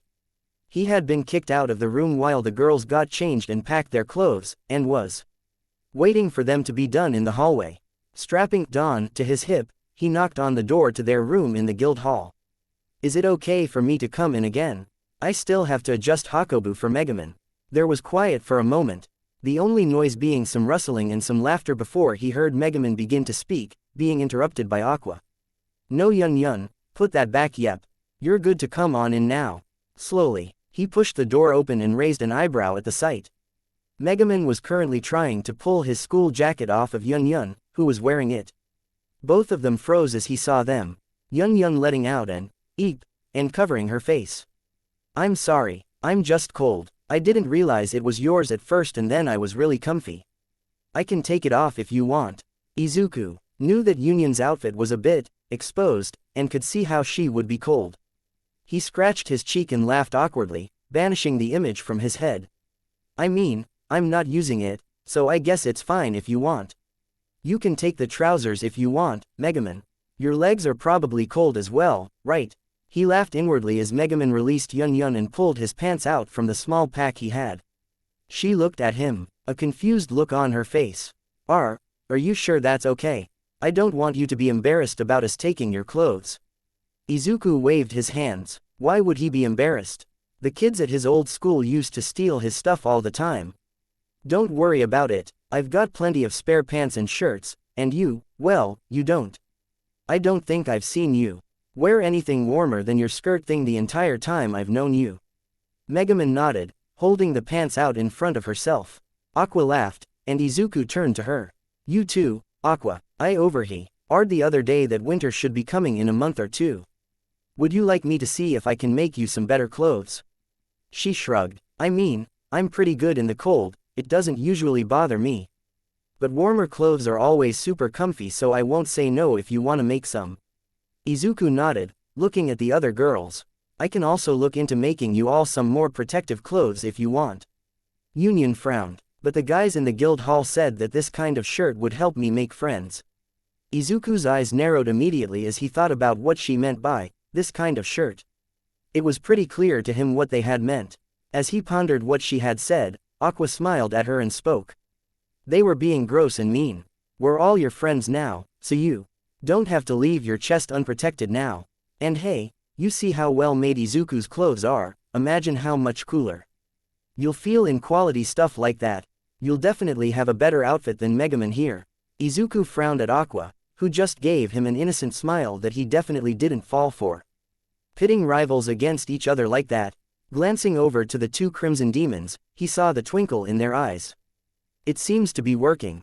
He spoke up. Look, before you two blow up the guild hall because of a scuffle, how about I just make everyone a new outfit if they want it? We all adventure in what are esthas except for darkness, but even then she could wear shorts and a t-shirt and survive more damage than the rest of us combined. Getting a unanimous yes. In response, Izuku smiled and pulled out his book, summoning a pen with tool summon and writing it down so that he could remember to do it later on. They left the room after that, now that they were all packed up and ready to leave. Exiting the guild hall, Luna waved to their group, and so Izuku waved back, giving her an awkward smile. He was still a bit shaken by what she had told him, but he wouldn't hold the customs of this world against her. To each their own, and all that. Megumin immediately brought Hakubo up beside Izuku as they reached the town gate, smiling as she sat on top of her minimal amount of stuff. So you're actually going to make us cooler outfits? Do you have any ideas for mine so far? Izuku tapped his chin as he walked, thinking. I reckon that for you specifically, something like medium mage armor. It needs to be protection focused rather than movement focused, seeing as you're kind of done after your attack. He snapped his fingers as he remembered something. Oh, and the crystal in your staff. I wanted to know more about it. Can I look at it quickly with my infuse magic item? Tilting her head, Megumin struck a pose, which looked odd while she sat on Hakubo. It's bad form to ask a mage to give up their sacred weaponry, Izuku. But as a party member, I shall trust you with it. Izuku grinned as she passed over the staff, and quickly used his skill on it so that he could give it back straight away. As usual, a scroll appeared in his hands, and he passed the staff back to the girl, who looked surprised that just touching it was all Izuku needed. Quote, "To answer the question I can see you thinking, it's easy if I'm just looking at an item, I do actually have to be touching it to infuse it, but I'm not going to for the moment. Hakubo isn't strong to carry the both of us and all our stuff." She nodded and grabbed the staff back from him, looking over his shoulder as he read the scroll. Minor Manatite Staff Spellcasting Focus. Attuned to Megaman of the Crimson Demons. The Manatite crystal at the tip of this poorly made staff makes casting spells slightly easier and increases the attuned user's mana pool by 5%. Izuku smiled as he let the scroll fade away. "I thought as much. The crystal in your staff actually helps with your mana pool, and makes spellcasting a little easier." Megaman looked at her staff. "Yay, wait, did you not know Manatite existed?" Izuku froze and gulped, before putting a smile on his face and turning back to her. "No, of course, I did. I just wanted to make sure your staff actually was. There are people who make fake ones in my homeland. Just double checking it didn't happen here." Megaman gave him a look that made him pretty sure she didn't believe him, but she didn't press it. Instead, she continued, "So why is it so important that I have a Manatite staff for our clothing?" Izuku smiled. "Well, I was thinking of including things like necklaces and bracelets made out of Manatite to help you all with your spellcasting. In my homeland, our heroes use equipment that helps their powers a lot, and while a lot of the principles wouldn't work here, some do." Megaman's eyes widened. "That makes sense. And I'd look so cool and rich covered in stuff like that. You must make me some eventually. When we have the money to buy all of the material, of course. Manatite isn't cheap." Izuku laughed. "Don't worry, I plan on getting all of you guys the best gear I can make, no matter how much the stuff costs. You're my friends and well, I've never really had that before, so I'm not going to disappoint any of you." Megaman frowned at that, glancing back to Yun Yun for a moment and catching her eye. It was clear that Yun Yun was listening to them talk, even as Darkness and Aqua argued, because Yun Yun sent a sad smile Izuku's way. Megaman got a pang of guilt in her chest, before shaking her head. She was working to move past that with Yun Yun now. Turning back to Izuku, she smiled. "That's really kind of you, Izuku." Izuku looked at her and smirked. "I guess it is, but it does come with one condition. You'll only get the new clothes after I've seen you cast at least 3 spells that aren't explosion." Megaman froze. She could hear Yun Yun giggling from behind her, but she didn't look back, instead just stared at Izuku. He held her eye, smiling softly at her. Izuku continued to smile. "I mean, you already promised to add points into your mana reserves, right? So it's a win-win. You get cool clothes that help with mana, and you also get more types of magic you can do with said mana." Megaman flipped her pointer in the air as she tried to refute him, but quickly realized she had nothing to do so with. She had promised that when she joined, hadn't she? Damn.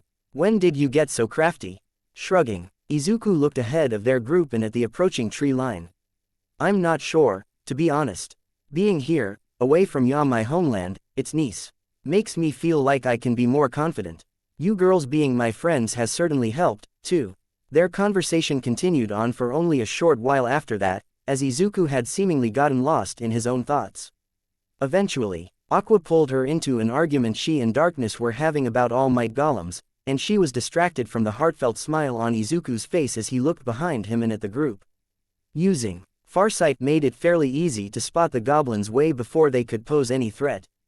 The goblins weren't even being that subtle about their presence at the crossroads. From where Izuku and his party were standing, he could see a few dead horses and an overturned cart on the side of the road, set up like a barrier. He guessed that the cart was where most of the goblins would be. It wasn't massive, but it was above average, and from what he had heard about goblins, could probably hold 10 to 12, max. The girls had gathered behind him and stared over his shoulder, but they couldn't see as far as he could. Relaying the information to the girls, he started thinking about how they should do this. "Any suggestions for this fight? I've only got one big thing. I don't think the merchants will like it if we detonate their route. So no explosions for now." Megaman pouted and Izuku patted her on the shoulder stiffly, drawing his hand back and listening to the other girls talk. "Well, Darkness and Aqua specifically. Yun Yun was just sitting next to him. Silently, although he could tell she had an idea, from the excited look on her face. Yun Yun, do you have an idea? She jumped, letting out Nan, eep. As Izuku spoke, but calmed down and nodded, rubbing her hands together, clearly nervous. I have a spell that can probably immobilize them all if I do it right. That'd make them easy to pick off, right? Izuku smiled and nodded, pulling out his notebook on instinct, a pen appearing in his hand with quick use of summon tool. That sounds great. What's it called? Yun Yun blushed and placed her hand on the ground, and a small circle around it turned a deep purple, and Izuku watched in awe as her hand sunk into it like quicksand. Eventually, she pulled her hand out and the floor turned back to packed dirt. It's called Bottomless Swamp. It basically makes the ground suck the target down if they walk over it, and I don't really think any goblin could be strong enough to overcome it. They aren't the strongest monsters around. The only issue is that I have to constantly focus to keep it up. I won't be able to cast anything else while it's active. Izuku hummed as he took the downside into consideration. He glanced over to the other three girls. How does this sound? Darkness and I gather the goblins, attention, and once they've started coming this way, Yun Yun casts Bottomless Swamp. And then we can finish this quickly. Darkness gave him a thumbs up as her cheeks reddened, Aqua smiled and nodded, and Megumin pouted but grunted in affirmative. Smiling, Izuku Turnos. Grin was so big he wondered if it hurt. Alright, that's the plan then. Go get set up in a place where you think you can get all of them, Yun Yun. Aqua, can you go with her as a lookout? And if some thing attacks the both of you and you don't think you can fight it alone, yell out as loud as you can, and we'll all come over as soon as we can, alright? Aqua nodded. Okay, but don't expect to hear any screams. We're super cool adventurers. I'm an archpriest and Yun Yun is an archwizard. Izuku nodded. I know that, but you don't really have any combat moves, and Yun Yun will be focused on keeping Bottomless Swamp up. Maybe I should make a golem to go with you. Aqua frowned, crossing her arms as she pouted at him. Izuku, we'll be fine. I'm feeling really lucky today. Izuku watched as E grabbed Yun Yun and let the girl lead her to where she thought was a good spot to use her spell, before spotting a boulder that came up to about chest height. Pressing his hand to the rock, he allowed Create Golem to activate. And the rock seems to sprout stubby arms and legs as it stood up, now reaching his shoulders. He patted the rock and gave it its orders. Protect Aqua and Yun Yun to the best of your ability. Shield them if they need to retreat, and attack the one hurting them if they are unable to run away. A soft pulse of green light flowed from his hand and into the impromptu golem, which started to walk after the girls. Izuku turned back to Megumin in darkness, purposefully ignoring the glare he could feel from Aqua as the golem caught up to her and Yun Yun.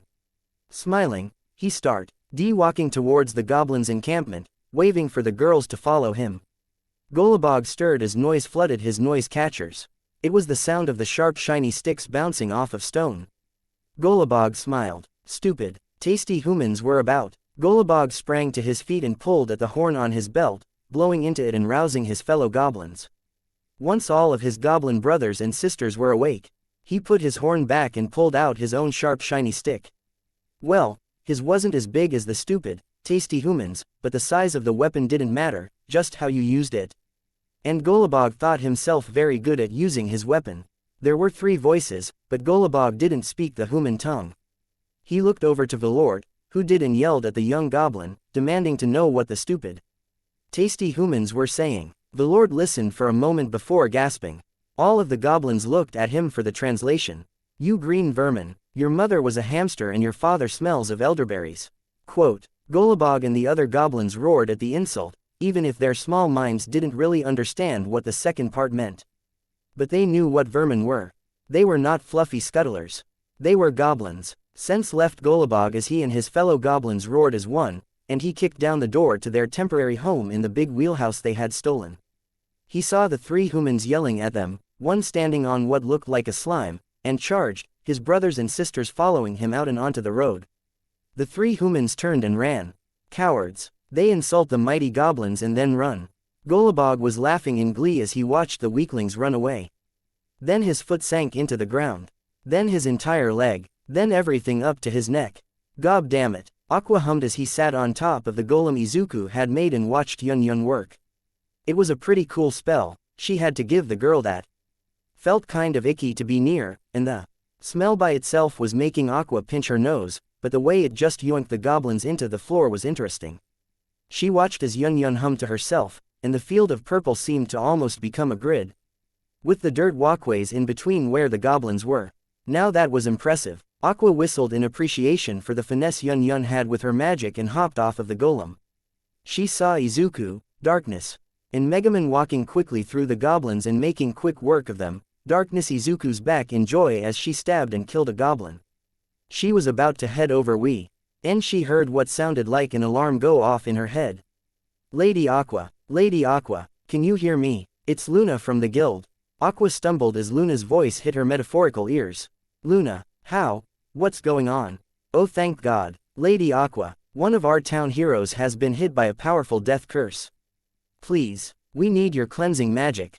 There was a pause for a moment, but Aqua was already running over to Izuku and the others. Yun Yun, who had let go of her spell now that all of the goblins she had captured were dead, stood up and followed, seemingly aware of her panic. Izuku, do you have any way of getting to Axel quickly? Please, we can't lose Kyuya. Izuku's head whipped to her immediately and he started moving towards her when he saw the look on her face. Aqua, what's wrong? What's happening? Did you get attacked? Aqua shook her head. No, but apparently one of Axel's town heroes was hit by a powerful death curse. They need me and Axel straight away. How fast can we get back? Izuku tapped on his fingers. But Darkness spoke up first. Not for at least a few hours. Why do they need you specifically? The only monster that could place a curse so powerful that a regular Riot couldn't remove it would be, oh no. Izuku looked at Darkness in confusion. What's wrong? What kind of monster is that strong? Megaman scowled. One of the Demon King's generals. They must have attacked Axel. We'll need to get moving if we want to save this hero's life. They were about to start running back to Axel when Yun Yun finally caught up to them, crashing into the ground and wrapping them up in a hug. I heard what was going on. Please trust me and don't let go of anything you're holding on to. Izuku nodded to her, sensing that she had a plan. She smiled softly at him and he gripped onto her forearm, the others following his lead. A circle of light appeared around the group as Yun Yun gathered her mana. Teleport, pipe. Teleport is a pretty finicky spell, created by a lazy wizard. Road who couldn't be fucked getting up and walking to the guild hall. Teleport has become a staple in any high-level wizard's arsenal. And while it has been used to great effect throughout history, it has one main drawback. It's only meant to transport around 1 to 2 people at a time. Now, this usually isn't an issue. Every mage, no matter what age they are when they unlock the spell, is instantly GIV. And the knowledge that they shouldn't transport more than themselves and one other person by their adventurer card, as the instincts to use abilities and spells are part of what is unlocked. It is technically possible to transport more than that in one use, but that's where the downside shows itself. Teleporting more than 2 people at a time messes with the accuracy of the spell, big time. With 3 people, it's sort of fine. You'll appear in an area that's about a dozen meters away from the marked location, in any possible direction other than in the ground. That's only a problem if you appear directly above where you're supposed to. 4 people, you'll be even worse off, possibly appearing up to almost 50 meters away from the marked destination. Can be deadly even to mid-level adventurers if you appear in the air. But at least it gives you more time to think of ways to not die. And this leads us to our current situation. Izuku, Aqua, Megaman, Darkness, Yun Yun. That's 5 people. Can you see where I'm going with this? I'm sure you can. Teleport. Light entered her vision, much more than she was used to when she cast teleport. She let out a yelp as she landed on the floor, but first, her eyes still a bit blurry. She heard a thud beside her, and sat up, rubbing her eyes. Izuku, are you alright? She heard a groan beside her, and with her eyes now cleared up, saw that Megaman had landed face first beside her. Not Izuku. Where are we? Yun Yun looked around and hummed. It was dark, but she could hear people talking and yelling from below. Tomewere in the guild hall. Teleport isn't really designed for an entire party. Megaman huffed, pushing herself off the floor. You don't say. If it's not designed for it, then why the hell did you use it? Yun Yun stood up and helped Megaman to her feet. Light, well, we had to get back quickly so Aqua could help the person who got hit by a death curse. And you never know how long those curses are set for, so we needed to get back as soon as we could. As Megaman cast light, the area around them lit up and showed that they were in a dusty attic. Megaman pulled open the hatch that let them down and they waited for the ladder connected to it to unfurl. Before climbing down, Megaman glanced over back at her, and Yun Yun put her most defiant face on. She wasn't going to apologize for doing the right thing. Even if Telepo RT had its issues, it was still best that she get them back as quick as she could. It's what a good friend would do. She wasn't going to let Izuku everyone down. Megaman was silent as she grabbed Union's hand and dragged her behind herself. Pulling herself to the stairs, Yun Yun yelped as Megaman pulled her around the corner, and saw that the adventurers were panicking downstairs. Hey, those two are a part of the Artificer's party. Where are the Artificer and the Archpriestess? At the yell, the other people around them stopped, turning to look at them. Before they could say anything more, the guild official, Yun Yun thought her name was Luna or something close, grabbed both as they reached the bottom of the stairs. Come with me, immediately. Darkness blinked as the flash of light vanished, and the sound of rushing wind entered her ears. Where was she? She rubbed at her eyes, letting them clear up, before freezing. Hold on, that feeling in her stomach, was she falling? Her eyes darted downwards, and she yelled as she saw herself about to hit the ground. Curling up into a ball, she activated as many of her defense abilities as she could in the brief amount of time she had. There was a loud boom as she hit the ground, and she grunted, feeling her arm slam into the thick stone roads, forming a crater. It hadn't taken out much of her HP, but it still stung like a bitch. She bit her lip to stop herself from moaning in public but allowed her body to wriggle around a little bit in the relative safety of her crater. After a moment the pain started to dip down to barely apparent levels, but even so, Darkness knew from experience that it was probably gonna bruise. Standing up, she grabbed onto the edge of the crater to stop her legs from shaking. Not from pain. She was about to clamber out when something grabbed her shoulders and hoisted her out of the ground, placing her back down after she had cleared the edge of the crater. Looking up she saw Dempton frowning as he looked around the square.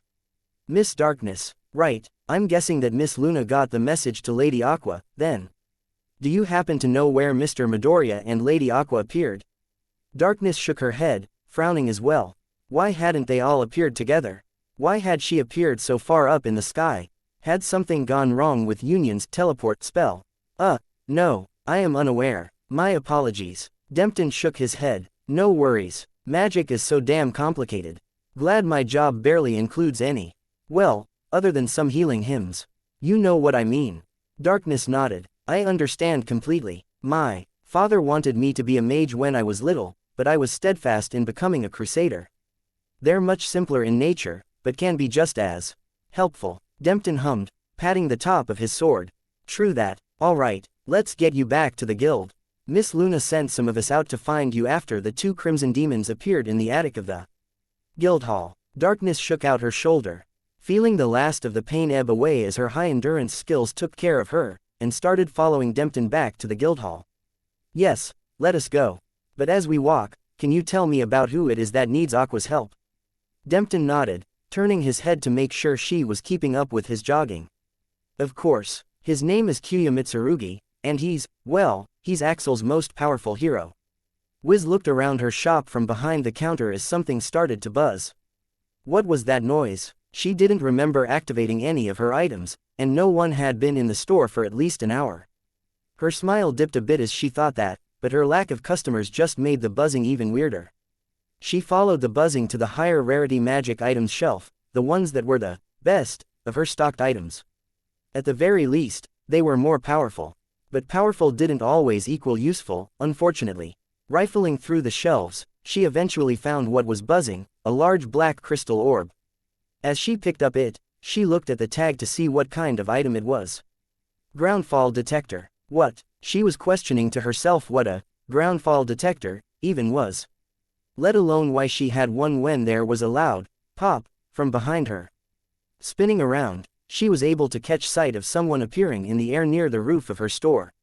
Unfortunately, she was too surprised to catch them, meaning that they slammed into the hardwood floor with a loud snap. As soon as the person hit the floor though, the groundfall detector stopped buzzing.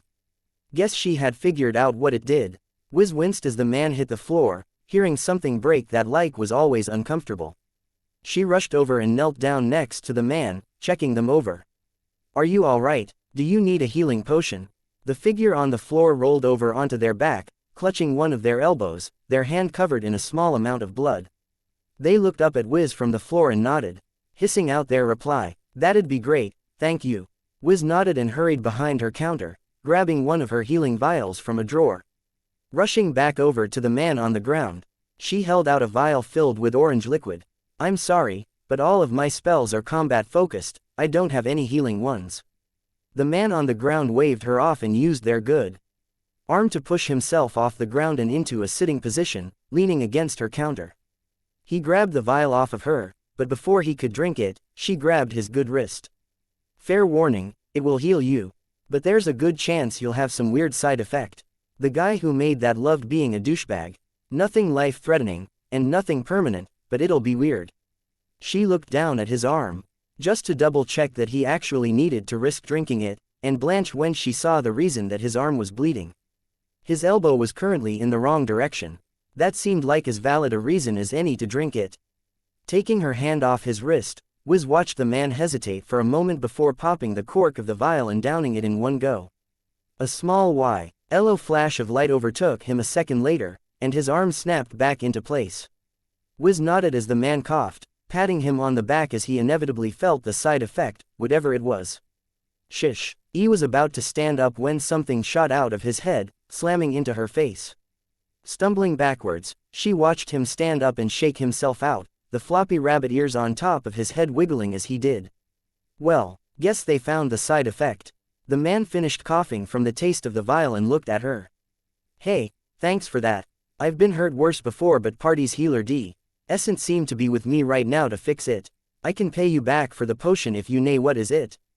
The man looked at her with a very confused look on his face, but Wiz couldn't stop giggling. Sight of the man in proper adventurer's gear, coupled with the giant bunny ears and fluffy tail, was hilarious. The man looked around before finally finding the mirror she had set up for customers to use, and froze for a moment as he looked at himself. He reached up slowly and pulled slightly on one of his new ears, and I assume that's the side effect you talked about." Wiz realized that he was talking to her, and nodded, finally getting her giggling under control. "Why yes, that's one of them. It should go away in a few days, or you could get a greater restoration to remove them now, but they're expensive." The man shook their head. "No, it should be fine. My name is Izuku Midoriya. Do you know how I can get to the Adventurers Guildhall from your shop, or at least, how to get to the town square? It's an emergency." Wiz nodded. "It's a pleasure to meet you, Izuku. If it's an emergency, then I can take you to the Guildhall. Get ready." Izuku's eyes widened as Wiz latched onto his arm, a yell escaping him as Wiz held her other hand to the roof. "Teleport." Pipe quote. Aqua landed on her butt in a very dark place. She stood up again quickly, not liking the feeling of cold, wet stone against her bare legs. Maybe she should get Izuku to make her a new outfit for general use as well as her winter one. Yay, a new outfit could be fun. And she would be able to actually get a say in how her clothes looked this time, instead of just getting her outfit assigned to her when she reached divinity. Looking around, the area she was in was just dark. Where was she? If it was this dark, even with her standard issue divine night vision, then she must be somewhere where there was little to no light at all. Maybe somewhere underground. Can you, me, Daiaku? Aqua flinch, as she heard Luna's voice in her head again, but something was making it staticky and hard to hear. "Luna, I can hear you." "Ladia, I'm sorry, I can't hear any ing from you at the moment." Aqua huffed, crossing her arms. "This sucks. Where am I?" Sacred light. Pipe quote. A bright ring of light appeared over her head, almost like a halo, lighting up the area around her. The change was sudden, like GHT suddenly turning into the midday sun. Looking around, she saw that she was in a cave system. Looking up at the stone roof of the tunnel she was in, she pouted in frustration. "Where the hell am I?" Izuku flinched when Wiz cast teleport, expecting it to go poorly again, but nothing happened. Opening his eyes, he saw that he was on the bridge across the Guildhall's moat. He was about to come on the location when Wiz started dragging him, pushing open the door to the Guildhall. "Izuku, Mr. Midoriya." Izuku barely had a moment to adjust to the new scenery before he was slammed into by Megaman and Yun Yun. With Luna standing behind them, he instinctively wrapped his arms around the two, sealing all of their fates as he was overpowered, sending all three of them tumbling to the ground. He groaned as his back slammed into the wooden floor for the second time in the last 5 minutes, coughing as the air was forced out of his lungs. Luckily for the two crimson demons, Izuku's arms softened the blow. Pulling his arms out from under the two of them, Izuku shook his head and stood up, turning and helping both of them to their feet. As soon as the two girls were upright again, Izuku got crushed in a hug from both. After a few seconds, both of the girls seemed to realize what they were doing, jumping off of him quickly. As Megumin stared at the floor, Yun spoke up, her face red. "Are you alright, Izuku? Teleport isn't designed for a whole party like that, at least not in one use. Where did you end up?" Izuku placed his hands on his back and pushed, stretching out his back muscles. "I appeared in Wiz's shop. I hit the ground pretty hard, but Wiz helped heal up the injury. I got these as a side effect. Though," he pointed up at his head, and his temporary ears twitched. Old feel all of the eyes in the room look at them as they did, silence spreading throughout the guildhall. Izuku shrunk back on himself at the stairs, getting a bit of a flashback to the time he wore some homemade merch to school. Luna seemed to notice his trouble, as she clapped her hands, breaking whatever spell had fallen on the guildhall, and spoke. "Mr. Midoriya, do you know where Lady Aqua is? We haven't been able to find her." He was about to respond when he heard someone land on the floor behind him, pulling on his shirt. He turned around to see a woman with lime green hair grabbing his shirt, tears in her eyes. "You're the artificer, right? The one with the archpriest in his party? Please, you have to save Kyuya. We can't lose him. You have to help." Standing just a few steps behind her was a girl with maroon hair who was also crying. Izuku was able to guess that they were Kyuya's party members. Turning around, he awkwardly placed his hand on the green-haired girl's head, patting it robotically. "I promise that I'll try to help, but for the moment we need to find Aqua. Our teleport sent her someone and we apparently haven't been able to figure out where." He looked up from the girl and addressed the room. "Does anyone have a way of locating someone? Any abilities or skills?" Luna hummed. "There's a skill that higher hunters can get that lets them know where someone is after smelling them. And wizards can use locate item on a magic item they know the name and owner of." Izuku's eyes lit up. "That second one is perfect. I gave her a magic item that should be unique around here just this morning. Does anyone here have that skill?" He looked over to Megumin, who shook her head, then Yun, who flinched. I could get it, but it's beginner magic. Intermediate magic is bad enough. My people would ridicule me for getting such a low-tiered skill." Izuku frowned, looking around to see if anyone else had the skill, but unfortunately came up empty. Most of the people in the guildhall right now were martial fighters, and the few magic users seemed to be mostly druids. The other wizard in the room was too low level to have it either. "I have it, I can help." He turned to see Wiz smiling at him, and grabbed onto her hands automatically, his eyes wide. "Alright, thank you so much, Wiz. I promise to repay you for this, and the potion from earlier. The item is called the Digital Pocket Watch of Luck. If it helps, it's about the size of my palm." Wiz nodded, and a ball of light appeared, cupped in the palms of her hand as she closed her eyes. "Locate item." The ball of light shifted for a bit, before it eventually showed the city of Axel from the side. A blinking purple circle shone underneath the town, deep in the ground. Izuku turned to Luna as he saw it. "She's underground somewhere. Do you have a mineshaft under the town? Maybe an old dungeon somewhere?" Luna shook her head, frowning. "No, nothing like that. There is a cave system a bit to the north, though. That might cross under the town if you go deep enough. Most people steer clear though, after the rookie killer incident." Izuku filed away the name of the incident in his ask about it later folder of his brain, and hummed. "Okay, so we just need to go get Aqua out from under the town so we can clear this, Kyuya, of the death curse. How much time do we have until the curse affects him?" He turned back to the girls of Kyuya's party as he asked that, and they sniffled. The Demon King's general said that Kyuya would die in a week if he didn't come to fight him. He was really angry, saying that someone had been exploding his castle, without issuing a proper challenge. Izuku froze at that, his eyebrow twitching, and voice turning squeaky as he held a finger up to the girls. He would ignore the fact that Luna had made the situation sound a lot more urgent than it actually was, for now, and instead focused on the fact that this might be his own fault.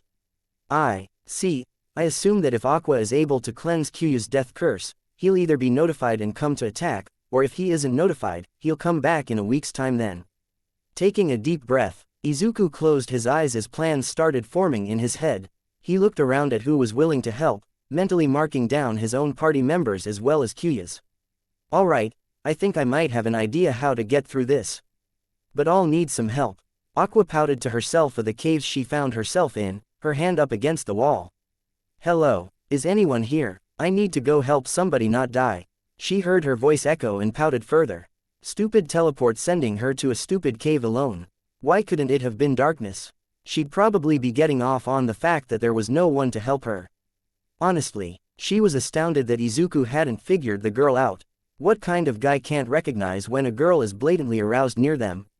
She'd have thought he'd be jumping right on that, but the way he acted.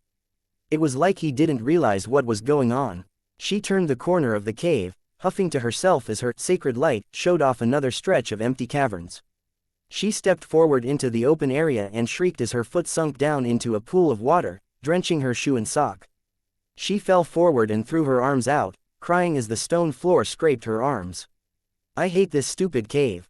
Izuku, anyone, get me out of here, please. She sat down on a nearby rock, holding the broken heel of the shoe, pouting to herself as she brought her knees to her chest. Why did this have to happen to me?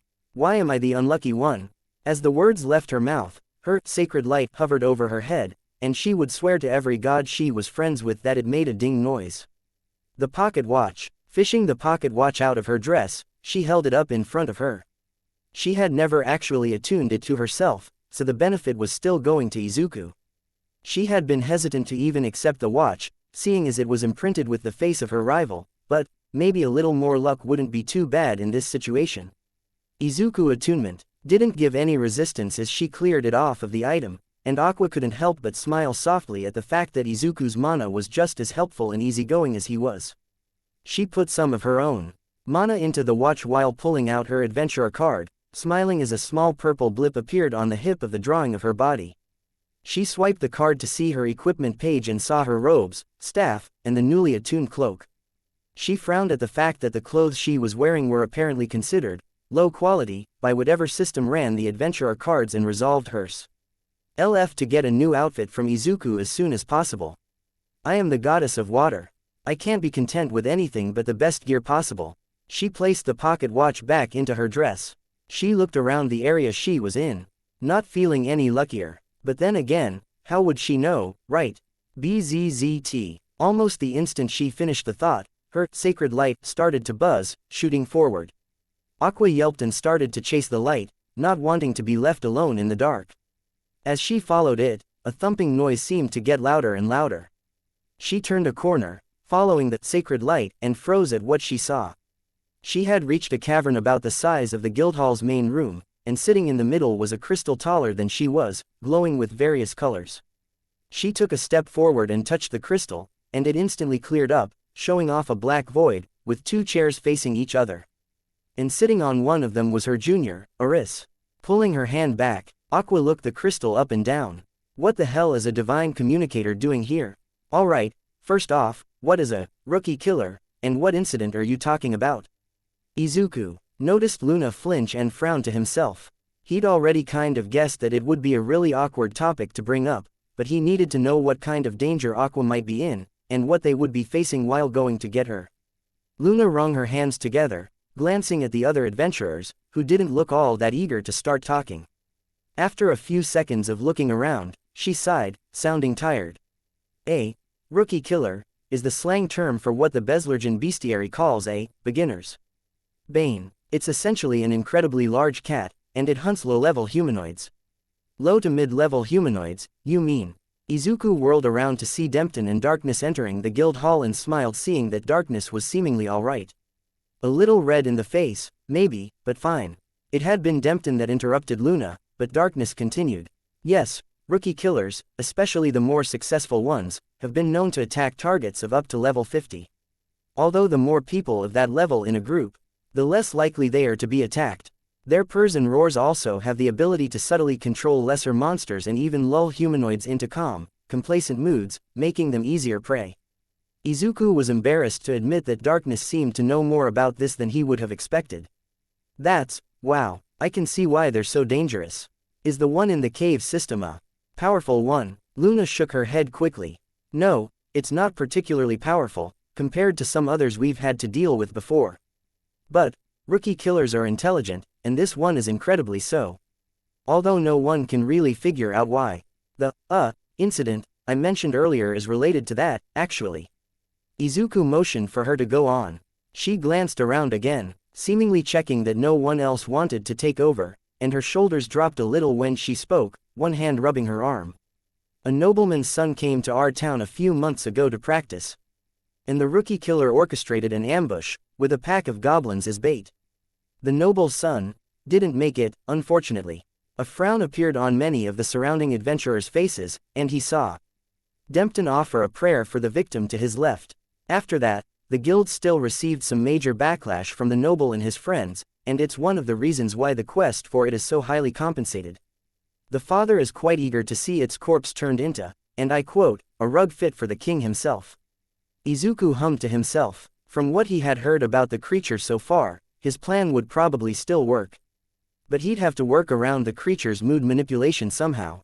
Maybe he could either make or find an item for it. He nodded sharply, clenching his fist as determination flowed through him. He made eye contact with Luna and set himself a mental reminder to make this up to her. All right, thank you, Luna. With the new information, the final bits of his plan rescue Aqua from the rookie killer's territory was coming into place. He put on his best smile and pulled his notebook out from his pack, using Summon Tool to create a pen, and started writing out his plan. All right, here's what I want to do. Aqua couldn't believe her eyes. A divine communicator, here, in some random-ass cave. She glanced down at the pocket watch now hanging from her belt. Was this the power of good luck? She shook her head with a smile on her face and placed her hand on the divine communicator again, willing herself through the barrier. Her world stretched and compressed at the same time, her vision flashing white, and she suddenly found herself standing on a different floor to the grubby cave ground. Lady Aqua, what are you doing here? As Aqua's sight returned, she was greeted with the sight of Eris. Half undressed from her godly robes, a pile of thief clothing lying on a table next to her. Aqua couldn't help herself from screeching, her hand covering her eyes. What are you doing? Eris yelled right back, dropping the bottom of her dress so it covered her again. Nothing, Lady Aqua. Nothing at all. I was just trying out some new clothes. But more importantly, what's going on? How are you in my pocket realm? Aqua put her hands on her hips, frowning as something clicked for her. Your pocket realm? Are you saying you own this pocket realm? Why would you ever put one here? The only reason I can think of is to be a beacon. Eris squeaked, shaking her head quickly. No, it's not what you think at all. I put one here on a whim, that's it. I just thought, hey, wouldn't it be funny, hey, the major gods even know about my communicator. It's why it's so easy to send multiple heroes to this world, the signal is stronger. Aqua just gave Eris a flat stare, glancing from her sweating face to the thief's clothing on the table, just now noticing a high-quality set of daggers, as well as a short sword. Are those just to try on, as well? Getting into cosplay, my junior goddess. Eris sputtered for a second before she realized that the jig was up, and fell to her knees. I'm sorry, please don't tell the major gods, they only know I set this up to strengthen the path to this world, not that I use it myself. Please, Lady Aqua, I know it's against the rules, but I can't just stay in the divine realm. I don't want to be stuck talking to dead people all day. Every day, I just want to experience what life is like. Aqua blinked at Eris' words. For a moment, she wanted to rat her out. It would probably be satisfying for her to see Eris lose followers because she was punished, but she also felt that they echoed stuff she had said before almost to a T. Crouching down, she put her hand on Eris' shoulder. The other goddess froze instantly, and Aqua sighed. I've always kinda known that you sneak out now and then, I was just surprised it was to this world. And, worry not. You shall receive the mercy of your elder goddess. But, I was kinda exiled to Belzerg with Izuku, so at the very least, the major gods know I'm back in the divine realm, even if it's just a pocket realm. Almost as if hearing her, the pocket realm that they were in shook violently. Aqua picked up the clothing and weapons and thrust them into Aris' hands. Might wanna book it, this could be awkward. Aris nodded, and a second later she was gone in a flash of gold. A second after that a pair of lights, green and gray, burst into existence, the forms of two major gods, the second tier of the divine, appeared, arms crossed, and their faces stern. Gaia and Ikor, the goddess of life and the god of liquid. Her parents. Izuku, I think I have the perfect item to help you guys while you're rescuing Lady Aqua. Wiz thrust a small stone statue of a misshapen wolf into his hands. A big grin on her face. This is called an alarm stone. It should make you guys all tense and stuff, so the rookie killer's calming effect won't get you. Izuku looked at the statue. His eyebrow raised. He used infuse magic item on it straight away and received the usual scroll, with a few differences. It did say that it was an alarm stone, but it also said, due to this item's poor quality, no further enchantments can be added. Wiz, are you sure this is safe? It seems pretty shoddy. This isn't gonna end up with us afraid of our own skin while we're down there, right? Wiz shook her head, smiling. Of course not. It might not be the best item, but it will work exactly how the description says. Well, this one will at least. I haven't gotten a round to figuring out what a lot of these items actually do, but I've used this one before. She gave him a thumbs up, grinning wide. I didn't get any bad side effects, so neither should you. Izuku winced as the cavern wall in front of him exploded, Dempton's shield bash busting through with very little resistance. The area around them was lit up mainly by Union's Unfired, Light of Saber, but also with various other spells. Izuku's Firebolt included. Like Yun, he had the ball of flame created, he just wasn't throwing it. It took up a steady stream of his mana, but it wasn't enough to be an issue just yet. Alright, the map Wiz was able to create said that Lady Aqua was down this way, yes. Izuku looked to Dempton and nodded, holding up a glass ball that Luna had given to him. The image that Wiz's locate object spell had created floating inside it. Yep, she should be about a 2 hours walk from here down into the caves. Darkness nodded, a small smile on her face. But this is also where it starts to get more dangerous, too. We're entering the rookie killer's territory. Izuku hummed, reaching down into his pack and grabbing out a small stone statue that Wiz had given him. That's right, we need to be on the lookout from now on, so I'm going to turn on the alarm stone now. He pushed a small amount of mana into the statue and instantly felt his muscles tense a little. His eyes immediately darting to his side as he thought a shadow moved. The alarm stone, according to Wiz, was something she bought thinking that it was a stone that let out a large noise when a monster was near. But because of her less than spectacular appraisal skills, she had accidentally bought a statue that's main use was making everyone nearby feel paranoid and stressed. Izuku could definitely feel it. The way that the shadows seemed deeper, like they were hiding things. The way that the people around him seemed bigger, the way they walked screaming at him that they were going to attack. After all, people who started out being friends with him always attacked him eventually, right? Izuku shook his head, scrunching his eyes as he dispelled that thought. It's different here. I'm safe with these people. They're my friends. But wasn't Kachan also his friend? Izuku smacked himself on the forehead, shuddering as the effects of the alarm stone sent phantom pains of the scars Kachan had given him throughout his body. His eye twitched as he heard someone come up from behind him, and he spun, his hand going to Don's hilt. Yun yelped a little, stepping back when he spun. And he immediately felt guilty. Yun was shaking, her eyes darting around, and she looked like she was about to cry. Midoriya, is this what the alarm stone is meant to feel like?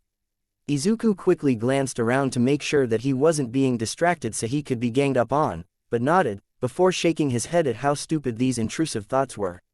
It definitely is. I'm sure you feel more nervous than normal. That'd be the alarm stone. Yun looked around anxiously, wringing her hands together. Oh okay, I expected to feel anxious, but this is way more than I thought it would be. Izuku nodded but wasn't able to respond as Darkness yelled out. Midoriya, can you come up here for a second? Her sudden yelling caused him to jump in shock, letting out a small yell himself. But he quickly rushed to the front of the group, Yun trailing along behind him. When they reached the front they saw that Darkness and Dempton had stopped. And it was pretty clear why. The cavern they were in was seemingly bisected, a giant gorge separating the two halves, with a shady looking spanning the gap. As Izuku peered over the edge, he saw that the light from the firebolt he was holding wasn't able to illuminate the bottom. He also saw that the wooden posts that had been jammed into their side of the rock. He heard someone's footsteps behind him and immediately threw himself from the edge. Turning and glaring at Dempton, who had moved closer, causing the man to take a step back. Izuku shook his head, rubbing at his forehead. Man, the effect of this alarm stone sucks. As you can see, Mr. Midoriya, while the planks themselves seem to be fine, the anchoring and ropework for the bridge don't look sturdy enough for someone of your weight, let alone someone in plate armor like myself or Miss Darkness. Is there any way for you to reinforce it? Izuku frowned, his forehead scrunching up as he thought about that. Nothing that I currently have. They unlocked springs to mind, but there might be something. Give me a moment to look at my available spells. He shuffled even further back from the gorge, reaching out into the air and having his adventurer card appear in his hand. He quickly tapped on the skills part of the card and watched as the design faded away, being replaced by a list. There were a few listed at the very top that had a black square next to them, showing what skills he already had. Own skills: infuse magic item, summon tool, detect trap, disarm trap, farsight, minor fire resistance, passive firebolt, create golem pooted. Ed to himself as he looked over the skills. There was nothing that he already had that would be of use to him here. Scrolling down past his acquired skills, he found a list of what skills were available for a level 6 artificer. He was still level 6. Surely those goblins from before the teleport had given him enough XP. He sent the card back to the main page for a second, checking on his XP. And then he groaned in frustration. Level 6, 98%. Is something the matter, Midoriya? Izuku looked up to see Yun Yun squatting down next to him, a concerned look on her face. Instinctively, Izuku quickly covered up his card, like he used to do with his hero notebooks, and shuffled backwards, before grunting, shaking his head. This alarm stone was definitely going to be smashed to bits, after he paid Wiz for it, of course. Not really, Yun Yun, I just thought I'd leveled up from those goblins, but it turns out that I didn't. I'm just frustrated. She nodded sagely. Ah yes, I've heard of this before. The level curse. Apparently, the Devil King was getting sick of potential heroes getting mid-fight level ups, so he cursed the entire world to get stuck at 98-99% during a fight, having to do a totally new one to cross the gap. Izuku just stared at her flatly. That, are you sure? Yun Yun nodded. Yay, I heard it from one of the people in my village. He was an adventurer for most of his life, and had really awesome choreography for his poses while he told the story, so he must be trustworthy. Izuku closed his eyes, shaking his head. If Megaman and Yun Yun had shown him anything, it was as that the Crimson Demons like to embellish events quite a bit. But he didn't really have time to confirm the fact with the others. So he just nodded to her, smiling as he pulled his adventurer CA road back out and went back into the skills page. Available skills: dispel magic, freeze, paralyze, lock, unlock, bubble, shield, repair, item, grow, shrink. Izuku nodded to himself as he looked at the list. Old definitely use some of these to help. Double checking his reserves of stat points, he blinked. I should really be spending these more often. Skill points remaining, 28. Attribute points remaining, 6. Shaking his head at himself, Izuku tapped on repair item, which had apparently unlocked for him at level 5, and bought it, pushing a further 7 points into it. Standing up, he noticed that everyone's gaze was on him. There was a spike of paranoia as he glanced around, but he did his best to shake it off, moving towards the bridge. Dempton took a step back from him when he did, allowing him space to work. But darkness seemed to come a bit closer. She leaned in, her face slightly red as she grabbed one of his hands. You aren't going to make it fall when I cross, right? That would be so cruel of you. Sending me hurtling to the bottom of the chasm. Maybe I'd hit the wall a few times on my way down. Izuku was startled at how close she was, but eventually stuttered out a response. No, of course not. IG got the repair item skill, so I'm going to try and just fix the bridge. She was silent for a second, her face still red before she pulled back slightly, letting go of his hand. Izuku did his best to ignore the small pout on her face. Good. Yes, excellent work. Continue. Izuku nodded. He noticed Dempton giving him a look as Darkness stepped away from him, but took a deep breath to center himself. Placing both of his hands onto the wooden pillar that held the rope, activating repair item. He was amazed to see both the metal bracing wrapped around the pillar, and the pillar itself stitching itself back together slowly. It took about a minute and a half, most likely sped up by the 7 skill points he had upgraded it with, and after that, he went and did the same to the other one.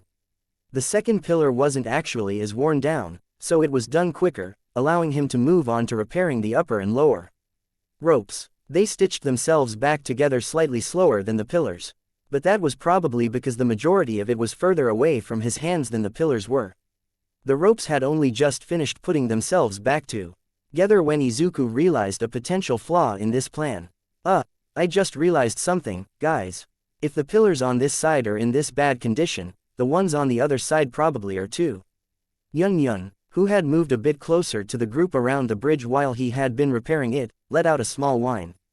Does that mean we can't get over? Izuku shook his head, a bad idea forming in his mind. Maybe not, I just need to get over there so I can repair them as well. He turned to Darkness, who he was pretty sure was the physically strongest person there, and sighed. Darkness, I have a favor to ask you. The girl jumped slightly, but grinned, a fist coming up to her heart. Of course, I am happy to assist a party member in need. Do you need to vent some frustration with me or something like that?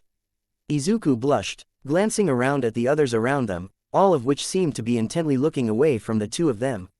And no, I just need you to, sigh. I need you to throw me over the gap. Immediately, all the eyes that had been turned away were on him. Yun squeaked and grabbed onto his arm. Are you crazy? You'll get hurt. He coughed into his other hand, nodding. You're right, I probably will, but we won't get over it all if I don't fix the other pillars. And Dempton can heal me after, right? Dempton shook his head in seeming disbelief, looking at him with a worried expression. I do indeed own the heal wound skill, Mr. Midoriya, and as a disciple of Gaia, I will heal you, but I cannot recommend this plan. Izuku sighed. Yay, I'm not super into the idea of getting hurt either. But it's necessary, so as long as you're okay with healing me, and Darkness is okay with throwing me, I'm doing it.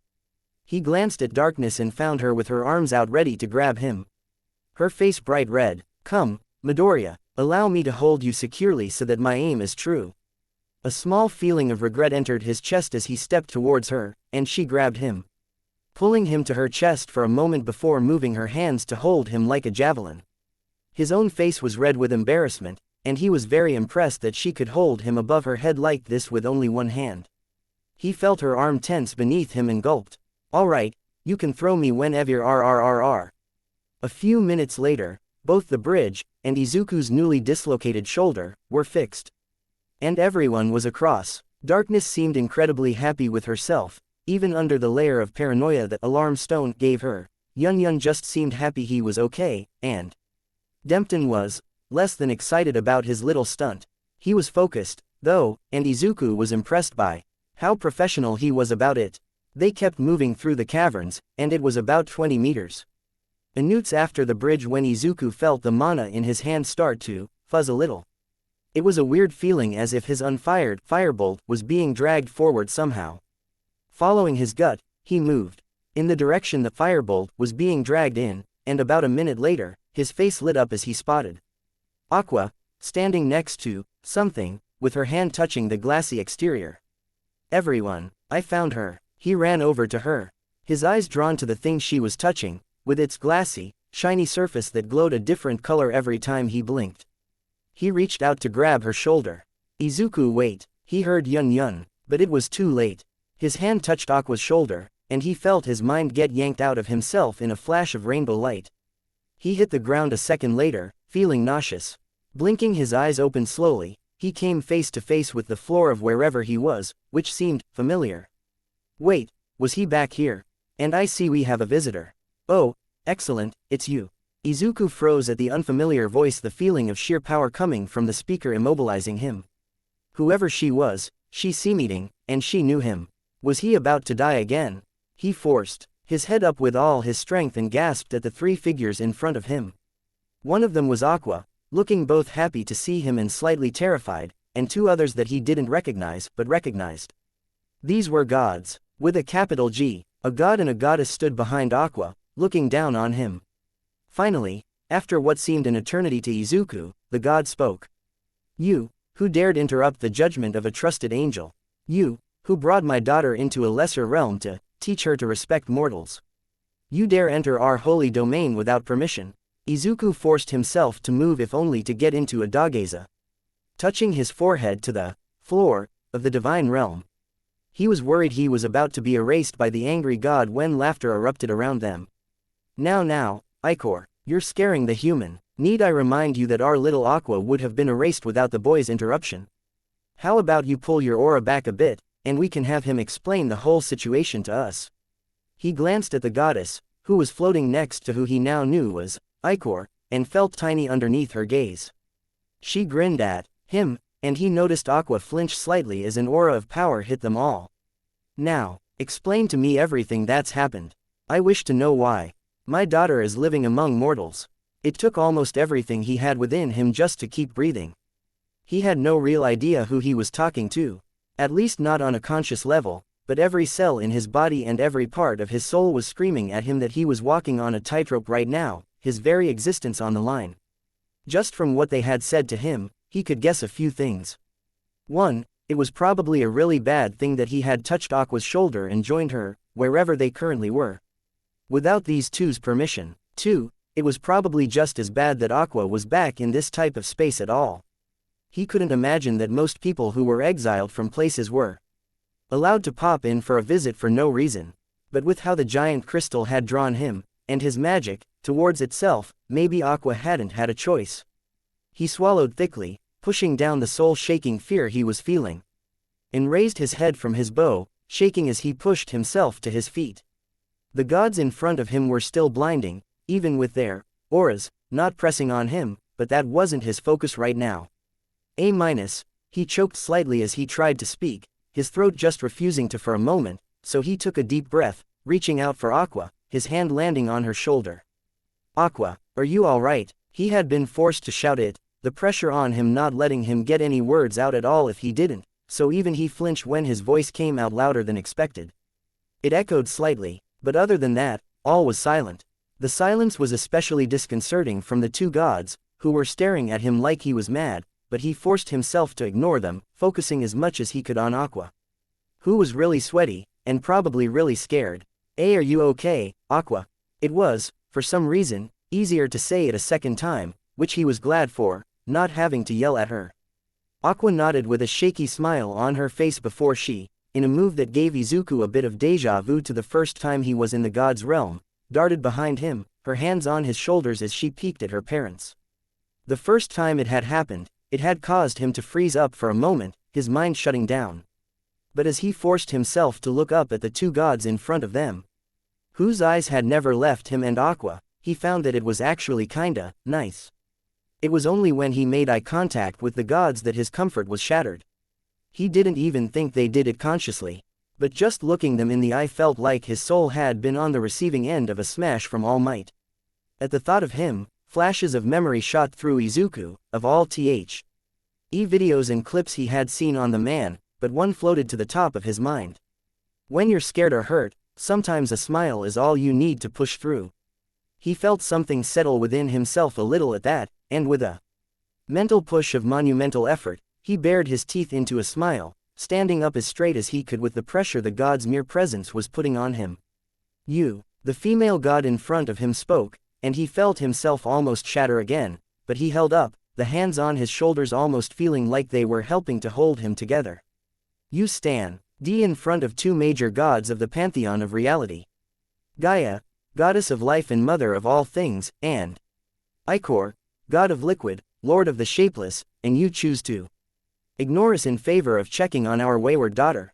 Izuku did his best to respond, but just existing near the seemingly angry Gaia felt like a struggle, so he settled on nodding instead, keeping his likely awkward-looking smile on at full blast.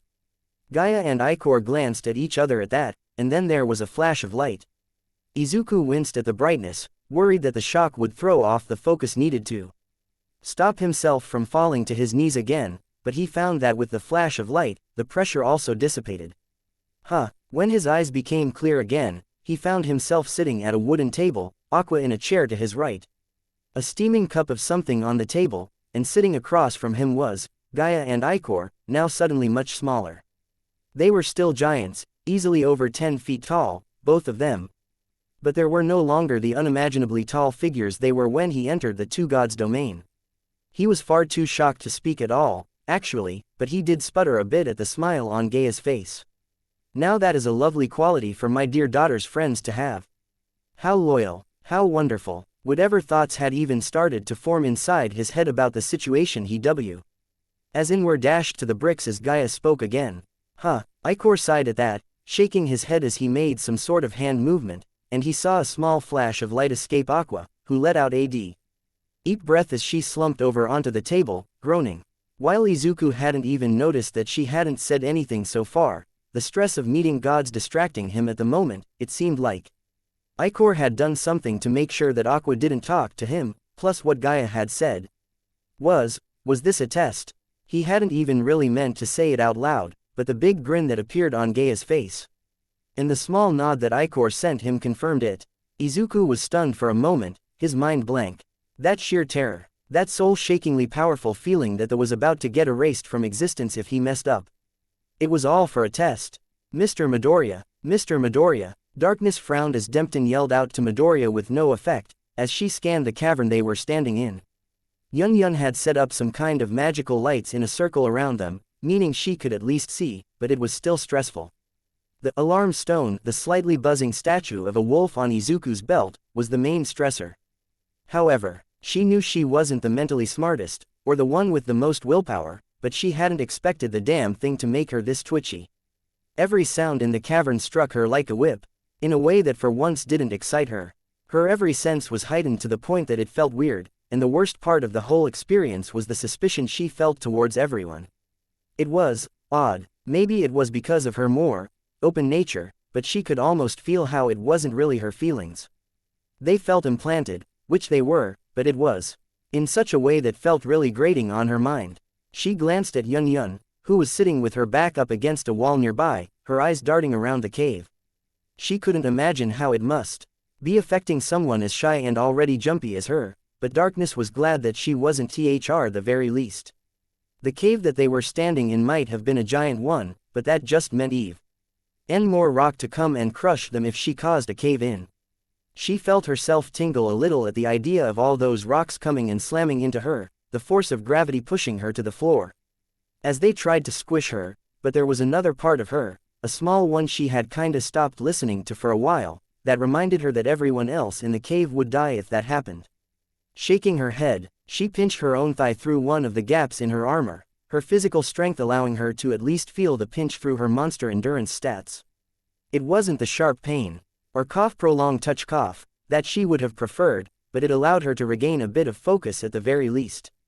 Damn, it doesn't look like I'm going to be able to wake them up. Not even my Cleese effect spell had any, effect. Dempton sounded much more frustrated than he usually would allow himself to be at that, but that was to be expected with the alarm stone going at full blast. She was going to try and say something to him when her on-edge senses snapped her eyes over to a shadow shifting in Union's part of the cave, and she felt herself move. Yun, watch out. It was pretty lucky that the alarm stone had the Crimson Demon as jumpy as she was, because all it took was for Darkness to yell in her direction for the Archmage to be springing to her feet, sprinting away from the wall. There was another shifting shadow, right as Darkness and Yun intersected with each other, and Darkness let out an oof as she felt something slam into her, ONL. Why her insane strength and endurance stopping her from tumbling to the floor as Yun kept running. Dempton, it's here, I require your help. She heard the racket of his armor sprinting towards her as she grappled with the monster. Before she finally got a good grip on it, throwing it back at the wall of the cave, where it impacted with a thud. A small crater appearing, Dempton slid into position slightly behind her. And even Darkness could tell that he was directly between Yun and the monster. Shit, I was hoping that we would have Mr. Midoriya and Lady Aqua to assist us if we ran into it. Darkness glanced over in their direction, squinting slightly as she noticed that the flickering lights around the two had seemed to dim down slightly. Potentially a time limit on the magic. We just have to hold until they're alright. Sir Demption, Miss Yun, Let us fight this rookie killer together. Izuku was seemingly copying Aqua, his face down on the table as he took deep breaths. It was a contender for the scariest moment of his entire life, but Gaia and Ichor were just testing him. He felt a few tears of relief well up in his eyes, and he let them flow. He had been holding back lately, but it felt nice to release a little. We are aware that our methods can be a little intimidating, young man, but you must understand the situation we find ourselves in is an odd one, yes. We had to be sure that Aqua would be safe with you. Gaia's whole aura had seemed to flip from just a moment ago. Instead of terrifying and shaking him to his core, her words seemed to fill him with life and security. But he was still incredibly nervous. Ichor spoke up next, not giving him a chance to speak. We are quite disappointed in the way that she went about her divine duties, yes, but we are also very glad that she was not wiped from existence, and we are aware that we have you to thank for that. Without thinking, the question on his mind exited his mouth, before he was able to stop himself. Couldn't you have just chosen a different punishment? He flinched immediately after, and he could see Aqua flinch as well. She'd been oddly silent throughout the entire stay here, even after Ichor had removed whatever he had done to stop her from talking. Was she just that scared of her parents? He heard a crack and looked over to Gaia, who had placed her hand on her chin, with the elbow she was resting it on the table with, halfway through the thick wood of the table, having created a small crater. I will forgive your ignorance of our systems, as you are not one of us, but no. We were not in charge of punishing her for her actions. In fact, we were only made aware of them after the fact, when an angel came to inform us of your request. Izuku's eyebrows furrowed at that, remembering what the angel had said back then. But the angel told us that the elder gods approved of my request. Is that not you guys? Aqua elbowed him under the table at that, and Izuku jolted. Aving realized that he was just very casual and potentially rude in talking to gods. Sorry. Both Gaia and Ichor glanced at Aqua at that, but Ichor just let out a grumbling sigh that physically shook the table they were sitting at. We are not elder gods. We are major gods. It is an important distinction for us, but most mortals are unaware, or just do not care, as all that is divine is above them. Izuku couldn't help one of his eyes twitch at that sentence, the subtle condescension in Ichor's tone striking a nerve, but luckily, it seemed neither of the gods noticed. Gaia spoke as Ichor trailed off. There are 3 tiers of divinity, you see. You have gods, like our dear Aqua here. All newly born gods start out at this tier, and ascend or remain at their tier depending on what they represent, and their power. Waving her hand towards Aqua, she continued. Aqua here will likely ascend to the same rank as a major god, once she has a few thousand years experience, due to the prevalence of water in reality, and its role in the lives of all carbon-based lifeforms. She then pointed towards herself and Ichor, smiling. Major gods are stronger, older, and are capable of a lot more. Usually having domains that they watch over that are broader in their interpretation, allowing them to gain power from more sources. Take me, for example. I gain power through the existence of life. The more life there is in the multiverse, the stronger I am. As you can imagine, I wield quite a bit of power. Not quite as much as Ichor here, due to various elements that are liquid being technically more common. But a great deal nonetheless. Izuku's mind was boiling slightly, and his hand itched to reach in and grab his journal and write all this down, but he didn't want to do anything to interrupt Gaia at the moment. He hadn't been expecting a lesson on the power tiers of gods when he woke up today, but he was excited about it anyway.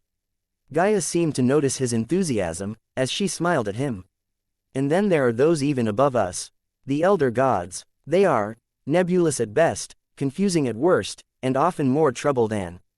They are worth to deal with, but they are the greatest of us, without exception.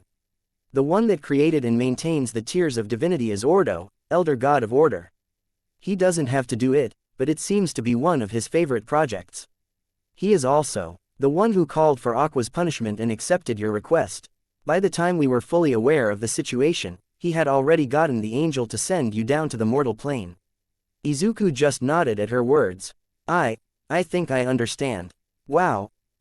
Gaia laughed at his obvious confusion. Do not stress yourself, young man. The world of the divine is large and the multiverse is larger still. Allow yourself to live with your mind focused on your own realms, and you will be better for it, until the time when, or if, you ever attain the power to go beyond them. Ichor spoke up at that, interrupting Izuku, who was about to thank Gaia. Now, we only wished to see with our own eyes that our daughter was safe with you, young man. You have proven to care about her and her safety to a startling degree. And we can see the spark of potentially great power within you. As of this moment, you have my approval as the god of liquid to safeguard my daughter while she grows. Izuku couldn't help. The smile that grew on his face genuine one than the facsimile he had shoved onto it to combat their earlier aura, and glanced over at Aqua to see a small smile on her own face, a sigh being released from her lips. Gaia coughed into her hand. You have my approval as well, young man. We trust that she will eventually return to her station safely. Now, Darkness, please be careful, I almost hit you. Izuku was on his feet before he even realized it as Union's voice echoed throughout the divine realm they were in, his chair being thrown backwards, clattering to the ground. Yun, Darkness, oh no, is the rookie killer here? He had forgotten about it while inside Gaia and Ichor's divine realm, or at least he assumed it was theirs, but now he was just filled with worry. With him and Aqua in here, it would just be Yun. Darkness, and Dempton to fight it. He glanced back at Gaia and Ichor, a small smile and neutral expression on their respective faces, before reaching down and grabbing Aqua's shoulder. I am so sorry. Lady Gaia, Sir Ichor. But you have to go, that is more than fine. Ichor's interruption surprised him. The god shook his head. Mortals are such jumpy creatures. Worried over a small monster like that. Get going then, young man. Protect our daughter, yourself, and your friends. I hope it is a long time before your soul graces the divine realm again. It was then that Ichor splattered to the ground, a pool of pitch-black liquid quickly vanishing. Izuku almost felt insulted at those last words, but he realized that they were likely just Ichor hoping he lived a long time. That was nice. Gaia had a small glow in her hand as well and looked to be about to leave when Izuku felt a small burst of courage. Wait, Lady Gaia. Aqua let out a small squeak as Izuku yelled out towards Gaia, who paused, looking at him curiously. Yes. Izuku pointed at the wall of the divine realm, knowing that the direction didn't really matter, and told her his idea. We have a paladin of life with us, who volunteered to help save Aqua from these caves. I am really worried about the rookie killer. Is there anything you can do? Maybe give him some extra strength. A finger came up to Gaia's chin, tapping it slowly as she hummed. Quite bold, to outright ask for power from a major god, but it is admirable that you were not the intended recipient of said power. Very well, I shall turn my eye towards my paladin, and we will see how this all turns out. He noticed that she didn't actually say that she would share power with Dempton, but he wasn't going to push his luck. He already felt like he had cheated death a couple of times in the last hour or so, and he was a little emotionally exhausted from it. Thank you, Lady Gaia. She just sent a smile his way, before waving her hand at him and Aqua. A flash of light appearing in her hands. It grew brighter and brighter until he felt something snap, and the world around him shifted. He stumbled slightly but stayed upright, his hand immediately going down to the hilt of dawn, his other hand making sure his goggles were secure, which they were. His next focus was on Aqua, who had tumbled to the ground at the sudden shift. He kneeled down quickly beside her. Aqua, you okay? We can talk about your parents later, but for now, we need to get back to Axel. Usually, he would be panicking slightly about having met gods with a capital G. But the sounds of metal and magic over the other side of the cave were sharpening his focus. The newly reapplied effects of the alarm stone were starting to ramp up as well. Aqua nodded quickly, the soft light of her healing magic already removing the scrape she got when she fell. Yes, I'm okay. Thank you, Izuku. He heard how shaky her voice was at that. But they needed to get out of this cave before he could safely comfort her, so instead he stood up, offering his hand to her. Come on, let's go help the others. That seemed to make her notice the sounds of fighting behind them. And she quickly grabbed his hand, allowing him to help her stand. He wouldn't be lifting her with one arm anytime soon, but it was easy enough to help her stand up. As he turned, he saw that the trio of Dempton, Darkness, and Yun were seemingly hanging on better than expected, but they weren't really doing any damage. Dempton was a tank class, and Darkness had no offensive capability to speak of. And the fact that they were in a cave stopped Yun from using her best spells. Izuku started running over to them, being careful to watch his footing, with Aqua right behind him. As they got closer, He spotted Dempton about to bash the rookie killer with his shield and held out his hand. Powered. Izuku was just expecting the spell to give the attack a little more oomph. But as the shield glowed bright green for a moment, Izuku heard some soft, tinkling laughter in the back of his mind and felt a trickle of magic that wasn't his own wrap around his spell, increasing its effect on Dempton's attack massively. When the shield impacted the rookie killer, it let out an earth-shaking shriek that almost gave Izuku an instant headache. Dempton seemed stunned, at his own strength as the rookie killer was thrown backwards and struggled to get to its feet, but the spell was enough for the trio to notice their arrival, it seemed, as Darkness turned her head and smiled at the two of them. Izuku, Aqua, I am glad to see you safe. Yun nodded rapidly as she shot off a small bolt of lightning that landed dead on the stunned rookie killer, pumping her fists a bit. Yay, it's good that you're okay. The rookie killer got to its feet a moment later, roaring at them, but stopping in place.